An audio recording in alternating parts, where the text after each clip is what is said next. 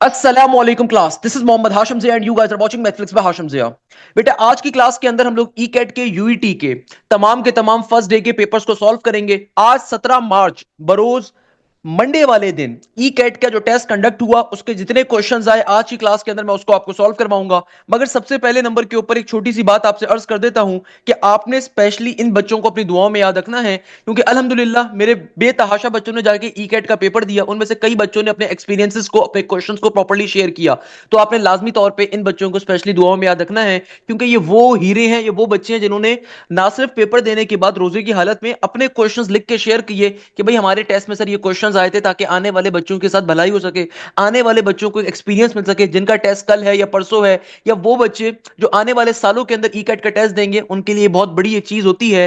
तो स्पेशली आपने इन बच्चों को अपनी दुआओं में याद रखना है। मेरी तरफ से बहुत सारी दुआएं इन खसूसी बच्चों के लिए, माशाल्लाह से इन्होंने अपने क्वेश्चंस को शेयर किया। खैर, अपनी क्लास के आगाज के अंदर अगेन आपसे दो बातें करूंगा। आज का जो पेपर आया, ओवरऑल जो एक्सपीरियंस था, ये बड़ा इंटरेस्टिंग था, क्योंकि भाई क्वेश्चंस इतने मुश्किल नहीं है एज कंपेयर टू जो आपको चीजें पढ़ाई गई थी, वो सारी के सारी वही बेसिक कॉन्सेप्ट्स पूछे गए हैं। तो भाई ई कैट का जो टेस्ट था आज का इतना कोई मुश्किल टेस्ट नहीं था, वही सारे क्वेश्चंस आए जो कि मैंने आप लोगों को पढ़ाए हुए थे। अल्हम्दुलिल्लाह वो तमाम बच्चे जो बैच में मौजूद थे, भाई सेम क्वेश्चंस आपके पास पूछे गए थे, सेम तरह की चीजें आपके पास आई थी, तो ये बड़ी अच्छी बात है। पहले क्वेश्चन में एग्जामिनर कह रहा है कि लिमिट एक्स अप्रोच कर रही है जीरो के ऊपर, sign square X divided by X square किसके बराबर होगा। अब देखो ये क्वेश्चन मैंने एक्जैक्टली आपको लिमिट्स के अंदर पढ़ाया हुआ है, मेरे लिमिट्स की रिकॉर्डिंग्स के अंदर भी जाके देखोगे तो आपको क्वेश्चन मिलेगा। इस क्वेश्चन को सॉल्व करने की ट्रिक क्या है कि आप सबसे पहले स्क्वायर को कॉमन ले लो। इस क्वेश्चन को सॉल्व करने की देखो ट्रिक क्या है कि आप सबसे पहले यहां से इस पूरे क्वेश्चन के अंदर से स्क्वायर को कॉमन ले लो और स्क्वायर को एक दफा बाहर शिफ्ट कर दो, और फिर लिमिट की अप्लाई कर दो। लिमिट की प्रॉपर्टी क्या होती है? लिमिट की प्रॉपर्टी होती है कि लिमिट किसी कांस्टेंट पे अप्लाई हो, प्लस माइनस के अंदर टर्म्स अप्लाई हो रही है उन पे अप्लाई हो जाए, या फिर टर्म्स अगर फंक्शंस अगर मल्टीप्लाई हो रहे हैं उन पे अप्लाई हो जाए। लिमिट सीधी सीधी अप्लाई होती है, लिमिट से कोई फर्क नहीं पड़ता। तो अब देखो, अगर मैं डायरेक्टली इस एक्सप्रेशन के ऊपर लिमिट को अप्लाई करवाऊंगा, तो चूंकि एक्स अप्रोच कर रहा है जीरो के ऊपर, तो नीचे एक्स की जगह पे जीरो आ जाएगा, तो यानी कि फंक्शन अनडिफाइंड हो जाएगा, इंफिनिटी बन जाएगा। इसका मतलब क्या? पहले एल हॉपिटल रूल का सहारा लेंगे। तो एल हॉपिटल रूल क्या कहता है? ऊपर वाली टर्म का डेरिवेटिव अलग लो, नीचे वाली टर्म का डेरिवेटिव अलग लो। तो साइन एक्स का डेरिवेटिव क्या हो जाएगा? कॉस एक्स के बराबर, और नीचे एक्स का डेरिवेटिव क्या हो जाएगा? वन के बराबर। और अब फाइनली जब मैं लिमिट को अप्लाई करवाऊंगा तो cos जीरो बराबर होता है किसके? वन के, और नीचे वन का वन एज इट इज, और बाहर वन का स्क्वायर किसके बराबर आ जाएगा? वन के बराबर ही आएगा। तो इस क्वेश्चन का ओवरऑल आंसर किसके बराबर है? वन के बराबर है। ये क्वेश्चन एज इट इज मैंने आपको बैच में पढ़ाया हुआ है बेटा, एज इट इज क्वेश्चन आपको मैंने कवर करवाया हुआ है। तो भाई न्यू बैच हमारा जो स्टार्ट हो रहा है 23 मार्च से स्टार्ट हो रहा है, लाजमी तौर पर इस बैच का हिस्सा बनिए। इस बैच में ना सिर्फ आपकी यूईटी की तैयारी राउंड टू के लिए कवर होगी, बल्कि उसके साथ नस्ट की, फास्ट की, जीआईकेआई की, एनईडी की, मेरान की, आईबीए की, नस्बिन स्कूल की, पाकिस्तान की तमाम टॉप यूनिवर्सिटीज की तैयारी उस बैच में कवर करवाई जाएगी। मल्टीपल टाइम कोर्स कवर होगा, लाइव क्लासेस में कंप्लीट कोर्स कवर करवाया जा रहा होगा। वैसे मैं आपको साथ में बेटा एक प्रॉपर्टी और सिखाता हूं, आप इस क्वेश्चन को डायरेक्टली भी सॉल्व कर सकते थे। कैसे? हमेशा याद रखिएगा, always remember this thing, always remember this thing, कि कभी भी दुनिया के अंदर अगर आपकी लिमिट एक्स अप्रोच कर रही है जीरो के ऊपर और आपके पास फंक्शन आ जाए sine x divided by x, तो इसका डायरेक्टली आंसर वन के बराबर होता है। आप चाहो तो डायरेक्टली प्रॉपर्टी को अप्लाई करके भी क्वेश्चन सॉल्व कर सकते हो कि भैया कभी भी दुनिया के अंदर अगर आपके पास लिमिट फंक्शन अप्रोच कर रहा है जीरो के ऊपर और sine function divided by function आ जाए, इसका डायरेक्टली आंसर क्या होता है? वन के बराबर। तो स्क्वायर आपने बाहर भेजा हुआ था, तो वन का स्क्वायर वन ही होगा, उससे भी आंसर निकालोगे उससे भी आंसर सेम ही आएगा, कोई मसले की बात नहीं है। अब देखो हमारे पास जो नेक्स्ट क्वेश्चन आ रहा है, इस क्वेश्चन में एग्जामिनर आपसे क्या कह रहा है। नेक्स्ट क्वेश्चन के ऊपर अगर मैं मूव करता हूं, इसमें एग्जामिनर कह रहा है कि अगर बी तुम्हारे पास एक मैट्रिक्स आ रहा है 2 3 5 7, तो find B plus B transpose. अब देखो भाई, सबसे पहले आपको मैट्रिक्स बी तो ऑलरेडी गिवन है ना, यहां पे आपको मैट्रिक्स बी ऑलरेडी गिवन है। एग्जामिनर कह रहा है प्लस के साथ बी ट्रांसपोज, यानी कि मैट्रिक्स बी को बी ट्रांसपोज में ऐड कर दो। तो भाई बी ट्रांसपोज क्या होगा? देखो दुनिया में किसी भी मैट्रिक्स का अगर मुझे ट्रांसपोज लेना होता है, किसी भी मैट्रिक्स का ट्रांसपोज लेना होता है, ट्रांसपोज में हम करते क्या है, हमारी जो रॉज होती है ना उनको कॉलम में शिफ्ट कर देते हैं, या फिर आसान भाषा में कॉलम्स को रॉज में शिफ्ट कर दो। यानी कि भाई अगर आपके पास कोई लाइन हॉरिजॉन्टली लिखी हुई है उसको वर्टिकली लिख दो, या जो लाइन वर्टिकली लिखी हुई है उसको हॉरिजॉन्टली लिख दो। देखो पहली जो लाइन आ रही है हॉरिजॉन्टल 2 3 लिखी हुई है हॉरिजॉन्टली, तो मैं क्या करता हूं, इसको वर्टिकली लिख देता हूं। 5 7 हॉरिजॉन्टली लिखा हुआ है, इसको वर्टिकली लिख देता हूं। तो ये मेरे पास बी ट्रांसपोज आ गया। अब करना क्या है, इन दोनों को आपस में ऐड अप करवा दो।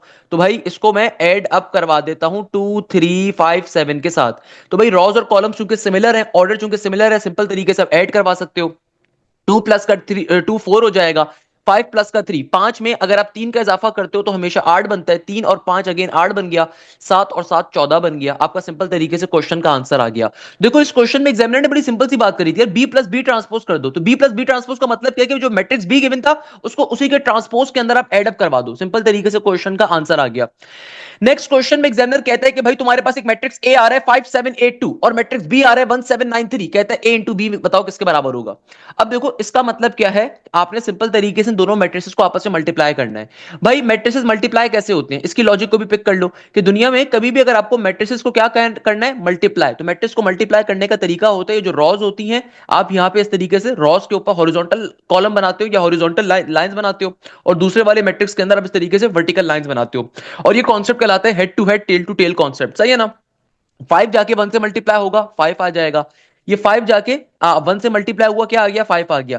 फिर देखो ये जो आपका हेड आ रहा है 7, ये इस वाले हेड से आके मल्टीप्लाई होगा तो 7 इंटू 9, 7 9 जार हम सबको पता है किसके बराबर होता है 63 के बराबर। फिर 8 1 जार, ये जो अगले वाली अब रॉ आ रही है या अगली वाली जो आपका ये एरो आ रहा है ये पहले वाले एरो से मल्टीप्लाई होगा तो 8 1 जार 8 हो गया, प्लस का साइन 9 इंटू 2 18 के बराबर, सही है। फिर 5 7 जार क्या होता है 35 के बराबर, और आगे क्या हो जाएगा 7 इंटू 3, 7 3 जार इज 21, और यहां पे देखो 8 इंटू 7, हम सबको पता है कि भाई मैथ्स के अंदर 8 7 जार क्या होता है 56 के बराबर, तो यहां पे आ जाएगा सिंपल 56 का 56, और 3 2 जार होता है 6 के बराबर। इसको अब आप सिंप्लीफाई करवा दो तो बेटा देखो 5 प्लस का 63 क्या हो जाएगा, 5 प्लस का 63 बराबर है किसके 68 के, और 35 के अंदर अगर मैं 21 का इजाफा करता हूं तो ये आ जाएगा सिंपल तरीके से 56 के बराबर। 8 के अंदर अगर मैं 18 का इजाफा करता हूं तो ये आ जाएगा सिंपल तरीके से क्या 8 और 18 26 से 2 कम ना, तो ये आ जाएगा सॉरी 28 से 2 कम, ये आ जाएगा 26 के बराबर। 56 प्लस का 6 ये आ जाएगा 56 में 6 और 6 12, तो ये आपके पास सिंपल तरीके से क्या बन जाएगा 56 प्लस का 6 ये आ जाएगा 62 के बराबर। तो ये आपके पास सिंपल तरीके से आपका न्यू मैट्रिक्स आ गया। यानी कि देखो इस क्वेश्चन की सिंप्लीफिकेशन क्या करी, आपसे एग्जामिनर कह रहा था दो मैट्रिक्स आ रहे हैं दोनों मल्टीप्लाई हो रहे हैं, तो भाई सिंपल तरीके से मैट्रिक्स को मल्टीप्लाई कर दिया।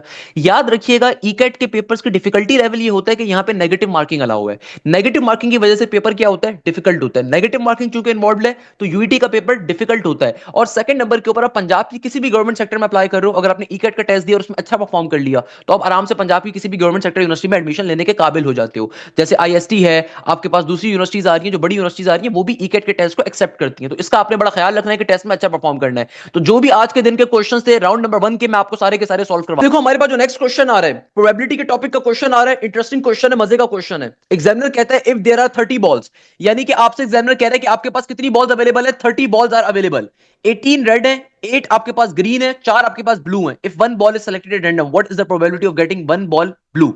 यानी कि देखो इस क्वेश्चन में आपसे क्या कह रहा है, एग्जामिनर कह रहा है कि भाई तुम्हारे पास जो टोटल बॉल्स आ रही हैं वो कितनी आ रही हैं 30 के बराबर, ओके। आगे एग्जामिनर मासूमाना अंदाज में कहता है कि रेड बॉल कितनी आ रही है 18 के बराबर, ओके।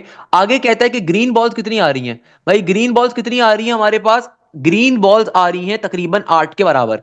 आगे क्या कह रहा है, आगे कहता है कि भाई ब्लू बॉल्स आ रही हैं 4 के बराबर, ब्लू बॉल्स, ब्लू रंग मेरा ब्लू कलर, ब्लू बॉल्स कितनी आ रही हैं, ब्लू बॉल्स आ रही हैं हमारे पास 4 के बराबर। एग्जामिनर कहता है इस बात की प्रोबेबिलिटी बताओ कि एक बॉल को आप रैंडमली सेलेक्ट करते हो तो वो जो बॉल होगी वो ब्लू होनी चाहिए। तो टोटल बॉल्स आपको गिवन है 30, प्रोबेबिलिटी का फॉर्मूला क्या होता है, प्रोबेबिलिटी का फॉर्मूला होता है selected event divided by total events. तो टोटल इवेंट्स कितने मेरे पास 30 के बराबर, और मुझे कौन सा इवेंट चाहिए, मुझे ब्लू बॉल चाहिए ना, तो 4 डिवाइडेड बाय 30 कर दीजिए, क्या बन जाएगा, ये हो जाएगा 2 2 4 और यहां पे हो जाएगा 2 1 2 एंड 2 5 10। तो आपकी प्रोबेबिलिटी क्या आ जाएगी, प्रोबेबिलिटी आ जाएगी 2 डिवाइडेड बाय 15 के बराबर। क्योंकि बच्चे ने ऑप्शंस नहीं बताए हुए तो इसको आप फर्दर सिंप्लीफाई कर लो। अगर 2 डिवाइडेड बाय 15 किसके बराबर होता है, 2 को आपने अंदर डाला 15 को आपने बाहर रखा। अब देखो 2 जो है वो 15 से छोटा नंबर है तो यहां पे आप लगाओगे 0 पॉइंट, डेसिमल आएगा तो डेसिमल के ऊपर ये बन गया 20। तो भैया 15 के टेबल में 20 आता है, नहीं आता, उससे छोटा नंबर क्या होता है 15 खुद होता है, तो 15 1 जार 15 कितना बच गया भाई, ये आपके पास आ गया सिंपल 5 के बराबर। अब देखो 5 अगेन 15 से छोटा नंबर है, क्योंकि आपने डेसिमल ऑलरेडी लगाया हुआ है तो यहाँ पे 0 आ जाएगा। 15 के टेबल में 50 आता है, नहीं आता, कौन सा छोटा नंबर है भाई 30, 15 नहीं 15 3 जार इज 45 ना, 15 2 जार 30, 15 3 जार इज 45, तो ये आ जाएगा 45। अगेन आपके पास क्या बन जाएगा 5 बन जाएगा और फंगारी चलती जाएगी। तो यानी कि कभी भी अगर आप 2 डिवाइडेड बाय 15 करते हो तो 2 डिवाइडेड बाय 15 किसके बराबर होगा, ये होगा तकरीबन 0.13333 के बराबर। तो आपकी प्रोबेबिलिटी क्या आ गई, ये आ गई 0.133 के बराबर। वैसे तो प्रोबेबिलिटी का क्वेश्चन सिंपल है बट मेरे ख्याल में इतना सिंपल आंसर नहीं होगा, तो आपको डेसिमल में भी इसको कन्वर्ट जरूर करना होगा, तो डेसिमल में भी हमने कन्वर्ट कर लिया। नेक्स्ट क्वेश्चन में एग्जामिनर कह रहे हैं डेरिवेटिव बताओ। अरे भाई डेरिवेटिव बताओ, किसका डेरिवेटिव बताओ, 3x³ - 2x² + 5x - 11 11 का डेरिवेटिव बताओ। कैसे सॉल्व करोगे भाई? डेरिवेटिव तो मेरे बच्चे का बड़ा स्ट्रांग होता है। कैसे सॉल्व करोगे डेरिवेटिव इसका? 3x³ का डेरिवेटिव क्या होगा? 3 3 9x स्क्वायर के बराबर। फिर माइनस के 2x स्क्वायर का, ये 2x स्क्वायर है, इसका डेरिवेटिव क्या होगा? ये होगा 2 2 4x के बराबर। प्लस के 5x का डेरिवेटिव क्या होगा? प्लस का 5, और माइनस के 11 का डेरिवेटिव 0 हो जाएगा। तो यानी कि इस कंप्लीट टर्म का डेरिवेटिव क्या होगा? 3x³ का डेरिवेटिव 3 3 9x स्क्वायर, माइनस के 2x स्क्वायर का डेरिवेटिव 4x के बराबर, और प्लस के 5x का डेरिवेटिव पॉजिटिव का 5 आ जाएगा। इस तरीके से आपके पास फाइनली आपका डेरिवेटिव का आंसर आ गया। नेक्स्ट क्वेश्चन में एग्जामिनर कह रहा है इंटीग्रेशन कॉस स्क्वायर 2x। अरे भाई मेरे बैच के बच्चे मुस्कुरा रहे होंगे, मैंने कल ही आप लोगों को इंटीग्रेशन बाय पार्शियल फ्रैक्शन के ऊपर इंटीग्रेशन एंड करवाई। तो भाई कॉस स्क्वायर की इंटीग्रेशन कैसे लोगे? अक्सर बच्चे यहां पे गलती करेंगे, डायरेक्टली साइन स्क्वायर लिखकर आ जाएंगे। वो बोलेंगे सर कॉस का इंटीग्रेशन में फॉर्मूला तो होता है साइन के बराबर ना। अरे भाई क्वेश्चन देखो, क्वेश्चन क्या गिवन है?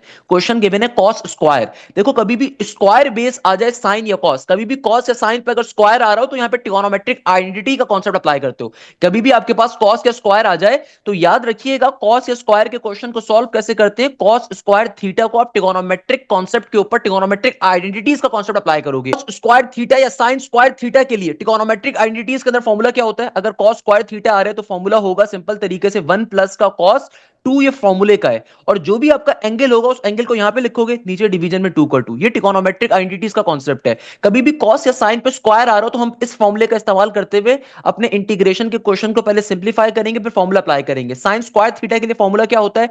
ये होता है 1 माइनस का कॉस 2 थीटा डिवाइडेड बाय 2। तो यहां पे देखो हमने सेम कॉन्सेप्ट को अप्लाई करना है।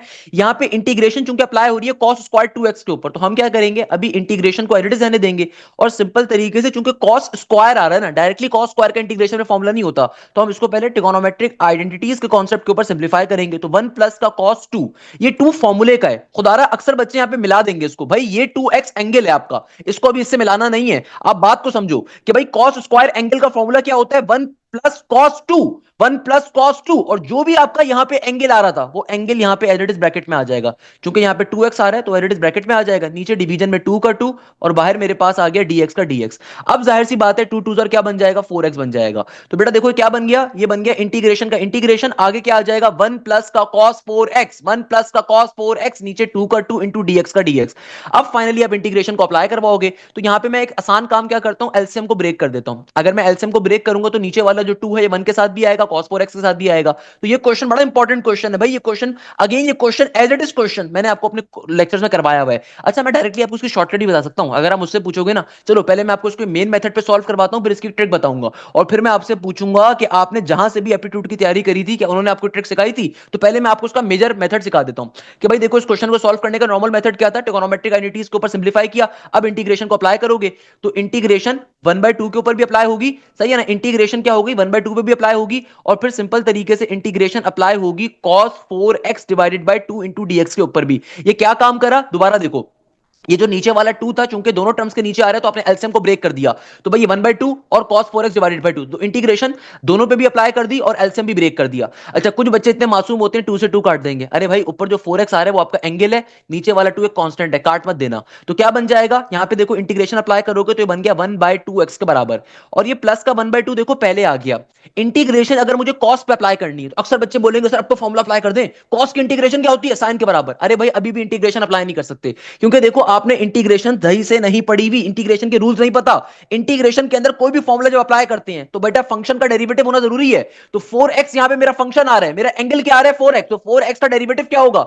4 के बराबर। बाहर अभी मौजूद नहीं है तो पहले लेकर आओगे मल्टीप्लाई डिवाइड करके। तो मैंने सिंपल तरीके से 1/4 से मल्टीप्लाई भी करना है और 1/4 से डिवाइड भी करना है, ताकि मेरे पास मेरे फंक्शन का बाहर डेरिवेटिव आ जाए। अब जब आ गया तो अब इसको सिंप्लीफाई कर दो। तो 1/2x प्लस का ये 4 2 क्या बन गया? 8 बन गया। अब क्योंकि मेरे एंगल का बाहर डेरिवेटिव आ चुका है तो अब फाइनली मैं कॉस का इंटीग्रेशन फॉर्मूला अप्लाई करूंगा, जो कि किसके बराबर होगा? कॉस का इंटीग्रेशन में फॉर्मूला होता है साइन के बराबर, और जो भी फंक्शन आ रहा था एडिट लिखा जाएगा, प्लस के सी के साथ आंसर आ गया। ये इस क्वेश्चन का फाइनल आंसर है। तो भाई आप लोगों को ये मेथड आता होगा, आपने अपने एफएससी के अंदर या एप्टीट्यूड जहां से भी पढ़ी होगी वहां पर उन्होंने इस तरीके से क्वेश्चन सॉल्व करवाया होगा। मगर मेरे प्यारे शागिर्द मुस्कुरा रहे होंगे, मैं आपको इसकी एक ट्रिक सिखाता हूं। भाई इसकी एक शॉर्टकट है। अगर आप मुझसे तालीम हासिल कर रहे हो, मैं आपको इसकी शॉर्टकट सिखाता हूं। ये बहुत इंपॉर्टेंट क्वेश्चन है भाई। ये क्वेश्चन इसलिए इतना इंपॉर्टेंट है क्योंकि इसके अंदर अप्लाई होती है ट्रिक्स। अब देखो ये जो क्वेश्चन आ रहा है, आपने जहां पे इसको 3 या 4 स्टेप्स में सॉल्व किया ना, तो भाई इसको सॉल्व करने की ट्रिक होती है। ट्रिक क्या होती है? कभी भी साइन पे या कॉस पे अगर स्क्वायर आ रहा है, कभी भी साइन या कॉस पे अगर क्या आ रहा है, स्क्वायर आ रहा है। शॉर्टकट क्या है? Mathematics shortcut. इसको सॉल्व करने का शॉर्टकट क्या है? विद इन सेकंड के अंदर आपका आंसर आएगा, विद इन अ सेकंड के अंदर, क्योंकि आपका टाइम कम है बेटा ईकेट के टेस्ट के अंदर। आपको लंबे मेथड को फॉलो नहीं करना, आपको ट्रिक्स को फॉलो करना है। तो भाई सिंपल तरीके से कॉस्ट पे अगर कभी भी स्क्वायर आ रहा हो तो आपने सिंपल उस पे इंटीग्रेशन अगर अप्लाई करनी है तो डायरेक्टली 1/2 को लिखो, एक्स का एक्स लिखो, 1/2 एक्स लिखो। अगर कॉस्ट का फंक्शन है, अगर कॉस्ट का फंक्शन है तो यहां पे प्लस का साइन लगाओ, फिर अगेन एक दफा 1/2 लिखो। अब जरा और से बात समझना, मैंने क्या कहा? सबसे पहले अगर कभी भी साइन पे या कॉस्ट पे स्क्वायर आ रहा है तो सबसे पहले लिखोगे 1/2 और एक्स का एक्स लिखोगे, सही है ना? जो भी वेरिएबल गिवन था उस वेरिएबल को लिखोगे, फिर प्लस का साइन लगाओगे। अगर कॉस्ट का क्वेश्चन है तो प्लस का साइन लगाओगे और फिर 1/2 अगेन लिखोगे। अब देखो जो भी तुम्हारा एंगल था, जो भी तुम्हारा एंगल था, यहां पे एंगल क्या है? 2 है, तो उसको एक और दफा 2 से मल्टीप्लाई करो। जो भी तुम्हारा एंगल आ रहा है उसको 2 से मल्टीप्लाई करो, उसको एक दफा एज इट इज नीचे लिख दो। फिर ऊपर जाओ, ऊपर जाके हमेशा लिखोगे साइन, हमेशा क्या लिखोगे? साइन। और जो भी वैल्यू यहां पे ब्रैकेट में लिखी है उसको एज इट इज लिख दो, प्लस के सी के साथ आंसर आ गया। भाई मुझे दिख नहीं रहा, जरा चेक करो कि हमारा यही आंसर आया था कि नहीं आया था। अरे भाई देखो 1/2 एक्स प्लस का 1/4 2 8 into sine 4x, same answer आया है। देखो भाई ये विद इन सेकंड के ऊपर सॉल्व किया। इस शॉर्टकट का नाम है मैथफ्लिक्स शॉर्टकट। अगर किसी महंगे बेकार कोचिंग में बैठे हुए हो ना तो अपने दोस्तों से पूछ ले ये ट्रिक आती है नहीं आती, वो बोलेंगे नहीं आती। भाई मैं इसको साइन के ऊपर भी सॉल्व करवा देता हूं। लेट सपोज आपके पास पेपर में क्वेश्चन आ जाए, ये क्वेश्चन पेपर में आ सकता है, sine square 3x into dx, कहते हैं सॉल्व करके बताओ। तो देखो साइन के लिए क्या होगा, इस ट्रिक को समझो। सिंपल तरीके से लिखोगे 1/2 का 1/2, यहां पे चूंकि वेरिएबल आपका x का गिवन है, इसके रिस्पेक्ट से आप इंटीग्रेशन अप्लाई कर रहे हो तो एज इट इज x यहां पे आ जाएगा। साइन के क्वेश्चन में खाली डिफरेंस क्या होगा? अगर कॉस के अंदर यहां पे प्लस आता है ना तो साइन में क्या होता है? नेगेटिव आता है। अगेन 1/2 को लिखोगे। अब देखो जो भी आपका एंगल है, यहां पे आपका एंगल क्या है? 3 के बराबर, तो जो भी आपका एंगल है उसको 2 से मल्टीप्लाई कर दो, 3 2 6 बन गया। जो भी आपका एंगल है उसको क्या कर दो? 2 से मल्टीप्लाई, तो क्या बन गया? 3 2 6 बन गया। ऊपर जाओगे, ऊपर जाके अगेन चाहे साइन स्क्वायर का क्वेश्चन हो चाहे कॉस स्क्वायर का क्वेश्चन हो, ऊपर हमेशा साइन ही आएगा। साइन को लिखोगे और इसके बाद जो भी वैल्यू ब्रैकेट में डाली थी उसको यहां पे लिख दो, प्लस के सी के साथ आपका आंसर आ गया। आपको मेरी बात पे यकीन नहीं होता, आप इसको नॉर्मल मेथड पे सॉल्व करके चेक कर लो, उससे भी आंसर सेम आएगा। भाई इस ट्रिक का नाम है मैथफ्लिक्स शॉर्टकट। क्या नाम है? मैथफ्लिक्स शॉर्टकट। ये क्वेश्चन पेपर में बहुत आता है, ये मोस्ट इंपॉर्टेंट क्वेश्चन है। मेरे बैच के बच्चों, मैंने आप लोगों को ये क्वेश्चन बहुत तरीके से सॉल्व करवाया था। लेट सपोज मैं कहता हूं ये क्वेश्चन आ रहा है, ये क्वेश्चन भी यूटी के पेपर्स में आया हुआ है, कैसे सॉल्व करोगे? कॉस स्क्वायर वाला। तो भाई सिंपल तरीके से 1/2 लिखोगे, 1/2 लिखोगे, सही है। और आपको चूंकि एक्स रिस्पेक्ट से इंटीग्रेशन अप्लाई कर रहे हो, यहां पे एक्स आ जाएगा। कॉस के फॉर्मूले के अंदर, कॉस के इंटीग्रेशन के अंदर, कॉस स्क्वायर के लिए यहां पे हमेशा प्लस का साइन आता है। फिर एक और दफा लिखोगे 1/2 को। अब क्या कहा मैंने? जो भी तुम्हारा यहां पे एंगल आ रहा था उसको 2 से मल्टीप्लाई करना है। तो बेटा यहां पे मेरा एंगल अगर 1/2 आ रहा है तो इसको जब 2 से मल्टीप्लाई करोगे तो ये क्या बन जाएगा? 1, क्योंकि 2 इंटू 1/2 किसके बराबर होगा? 1 के। तो जो भी तुम्हारा एंगल आ रहा है उसको 2 से मल्टीप्लाई करो, जो आंसर आएगा उसको ब्रैकेट में लिख दो। फिर ऊपर जाओगे, साइन को लिखोगे और जो भी यहां पे तुमने ब्रैकेट में वैल्यू लिखी थी वो एज इट इज तुम्हारे फंक्शन एंगल के साथ आ जाएगी, प्लस के सी के ऊपर तुम्हारा आंसर आ गया। सही है ना? ये सिंपल सी ट्रिक है, सिंपल सी ट्रिक है। अच्छा कुछ बच्चे बड़े मासूम होते हैं, कहते हैं सर वो साइन के अंदर भी हमेशा साइन लिखेंगे, कॉस में भी साइन लिखेंगे, तो लॉजिक क्या है? भाई लॉजिक ये है कि जब आप इस फॉर्मूले को इसके नॉर्मल मेथड पे सॉल्व करवाते हो ना, तो भाई साइन स्क्वायर थीटा हो या कॉस स्क्वायर थीटा हो, फॉर्मूला किस पे ओपन होता है? 1 प्लस कॉस थीटा पे या 1 माइनस कॉस थीटा पे ओपन होता है ना। आपके सामने फॉर्मूला भी मैंने लिखा हुआ है। तो दैट्स द रीजन कि हमेशा जब कॉस की इंटीग्रेशन लोगे तो साइन ही मिलेगा। तो ये इस क्वेश्चन को सॉल्व करने की ट्रिक है भाई, इसका नाम मैथफ्लिक्स शॉर्टकट है। मेरे बैच के बच्चों नीचे कमेंट सेक्शन में बताना, बाकी बच्चे भी कमेंट सेक्शन में बताना कि भाई बात पल्ले पड़ती है, क्वेश्चन क्लियर होता है। बड़ी मेहनत से बेटा रोजे में ट्रिक बता रहा हूं भाई, बहुत इंपॉर्टेंट शॉर्टकट है। नेक्स्ट क्वेश्चन पे मूव करो जरा। नेक्स्ट क्वेश्चन में एग्जामिनर कहता है 10x स्क्वायर माइनस का 5x प्लस का 2 is equal to 0, sum of roots क्या होगा? अगेन भाई इक्वेशंस का कॉन्सेप्ट है यार, क्या मुश्किल बात है। तो बेटा देखो क्वाड्रेटिक इक्वेशन गिवन है, किसी भी क्वाड्रेटिक इक्वेशन के अंदर आपका a क्या होता है? x स्क्वायर का कोफिशिएंट होता है a के बराबर, जो सिंगल पावर x होता है, उस सिंगल पावर वेरिएबल होता है, उसका कोफिशिएंट होता है b के बराबर, और c होता है मेरा कांस्टेंट। तो सम ऑफ रूट कैलकुलेट करने का फॉर्मूला क्या होता है? नेगेटिव का b डिवाइडेड बाय a। तो नेगेटिव का साइन एडिट इज b की वैल्यू क्या है? देखो b मेरे पास यहां पर है नेगेटिव का 5, सही है, और a किसके बराबर है? a बराबर है 10 के, नेगेटिव नेगेटिव कट गया, 5 डिवाइडेड बाय 10, तो 5 1 5 एंड 5 2 is 10। तो सम ऑफ रूट की वैल्यू क्या आ गई? 1/2 के बराबर। किसके बराबर आ गई? 1/2 के बराबर। क्वेश्चन क्या हो गया? अरे भाई सॉल्व हो गया।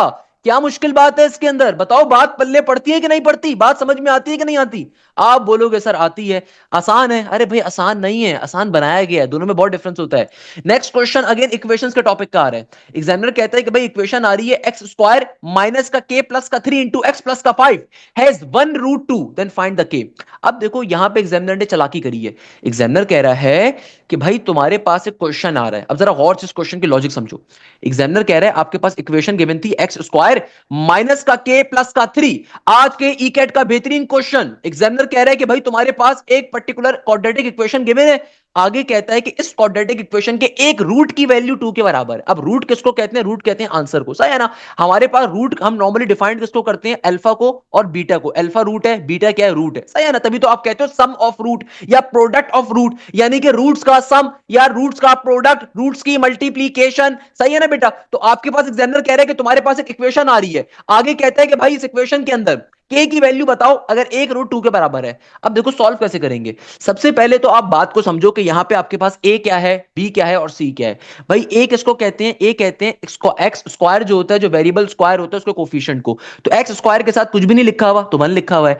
बी किसको कहते हैं? बी कहते हैं सिंगल पावर वाले वेरिएबल के कोफिशिएंट को। तो एक्स के साथ देखो क्या लिखा हुआ है, एक्स के साथ लिखा हुआ है नेगेटिव का के प्लस का 3, और सी यानी कि आपका कांस्टेंट आ रहा है 5 के बराबर। अब चूंकि एग्जामिनर ने मुझे एक रूट की वैल्यू गिवन है 2 के बराबर, तो मुझे नहीं पता वो रूट कौन सा है। तो सिंपलीफाई करने के लिए मैं क्या करूंगा? बेसिक लॉजिक का इस्तेमाल। सबसे पहले मैं करता हूं सम ऑफ रूट का फॉर्मूला। हमें पता है सम ऑफ रूट का फॉर्मूला क्या होता है? अल्फा प्लस बीटा किसके बराबर होता है? ये बराबर होता है नेगेटिव के बी डिवाइडेड बाय ए के। तमाम बच्चे जानते हैं।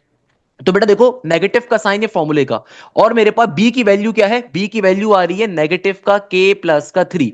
नीचे डिवीजन में ए किसके बराबर है? ए बराबर है मेरे पास 1 के, तो यहां पे नीचे बना गया। तो अगर मैं इसको थोड़ा सिंप्लीफाई करके लिखूं तो क्या बन गया? ये बन गया मेरे पास अल्फा प्लस का बीटा किसके बराबर? नेगेटिव। अगर आप ब्रैकेट को ओपन करवाओ, देखो ये वाला जो नेगेटिव साइन था ना, ये वाला जो नेगेटिव साइन था, मैंने गलती कर दी, ये वाला जो नेगेटिव साइन था इस ब्रैकेट के बाहर था। ऐसा ही है ना बेटा? मैं तो तरीके से लिख देता हूं, ये जो नेगेटिव का साइन था ये ब्रैकेट के बाहर था, सही है। तो ये वाला नेगेटिव साइन ब्रैकेट के बाहर था, तो नेगेटिव नेगेटिव क्या हो गया? पॉजिटिव के बराबर। तो ऊपर क्या आ गया? ऊपर आ गया के प्लस का 3 और नीचे ए की जगह पे आ गया 1। तो यानी कि अल्फा प्लस बीटा की वैल्यू क्या आ गई? के प्लस 3 के बराबर। अभी भी मैं इस क्वेश्चन को सॉल्व नहीं कर सकता, क्यों? क्योंकि देखो आपको एक रूट को गिवन है 2 के बराबर। क्वेश्चन में एग्जामिनर ने क्या कहा है कि हैज वन रूट इज 2। अब देखो मेरे पास दो रूट्स होते हैं, किसी भी क्वाड्रेटिक इक्वेशन में दो रूट्स होते हैं, एक अल्फा और एक बीटा, सही है। तो अब हमें नहीं पता अल्फा या बीटा में से कौन सा 2 है, बट चलो अगर मैं अल्फा की जगह पे 2 लिख भी दूं तो बीटा मुझे अभी भी अननोन है, और मुझे यहां पे इस इक्वेशन में के भी अननोन है, तो अभी ये सॉल्व नहीं हो सकता। इसीलिए हम लोग प्रोडक्ट ऑफ रूट को भी पहले निकाल लेते हैं। तो देखो प्रोडक्ट ऑफ रूट निकालने का फॉर्मूला क्या होता है? प्रोडक्ट ऑफ रूट बराबर किसके होता है? ये बराबर होता है alpha dot beta is equal to C divided by A के। प्रोडक्ट ऑफ रूट किसके बराबर होता है? ये बराबर होता है alpha dot beta is equal to C divided by A के। तो मेरे प्यारे शागिर्दों, मेरे प्यारे शागिर्दों, सी की वैल्यू क्या है? सी मेरे पास बराबर है 5 के और ए बराबर है 1 के। तो भैया देखो मैं क्या कह सकता हूं? मैं कह सकता हूं कि अल्फा डॉट बीटा की वैल्यू किसके बराबर है? 5 के। अब चूंकि एग्जामिनर ने आपको अल्फा या बीटा में से एक रूट की वैल्यू 2 के बराबर गिवन है, तो लेट मी कंसीडर, मैं कहता हूं अल्फा बराबर था 2 के, क्योंकि एक रूट को 2 के बराबर गिवन है ना, तो आप अल्फा या बीटा में से किसी को भी 2 कंसीडर कर लो। तो मैंने अल्फा की जगह पे 2 को प्लॉट कर दिया, तो क्या बन गया? Beta is equal to 5। 2 multiply हो रहा है, वहां पे जाके डिवाइड हो जाएगा, तो बीटा की वैल्यू क्या आ जाएगी? 5 डिवाइडेड बाय 2 के बराबर। अब सॉल्व कैसे करूंगा? यहां से बीटा की वैल्यू आ गई, इसको इस इक्वेशन में डाल दो, तो अल्फा की आपके पास पर्टिकुलरली दूसरा आंसर भी आ जाएगा। कैसे? कि देखो मेरे पास बीटा की वैल्यू आ गई, तो अब मैं फाइनली के की वैल्यू निकाल सकता हूं। कैसे? कि बेटा देखो मेरे पास अब जो ये इक्वेशन थी ना अल्फा प्लस बीटा वाली, ये जो इक्वेशन थी alpha plus beta is equal to k plus का 3, तो चूंकि मेरे पास बीटा की वैल्यू आ गई, मेरे पास दूसरे रूट की वैल्यू भी आ गई, तो एक रूट मुझे 2 गिवन था और बीटा की वैल्यू किसके बराबर आई? 5/2 के बराबर, इक्वल टू के बाद के प्लस का 3। इसको सिंप्लीफाई करवा लो भैया, क्या बन जाएगा?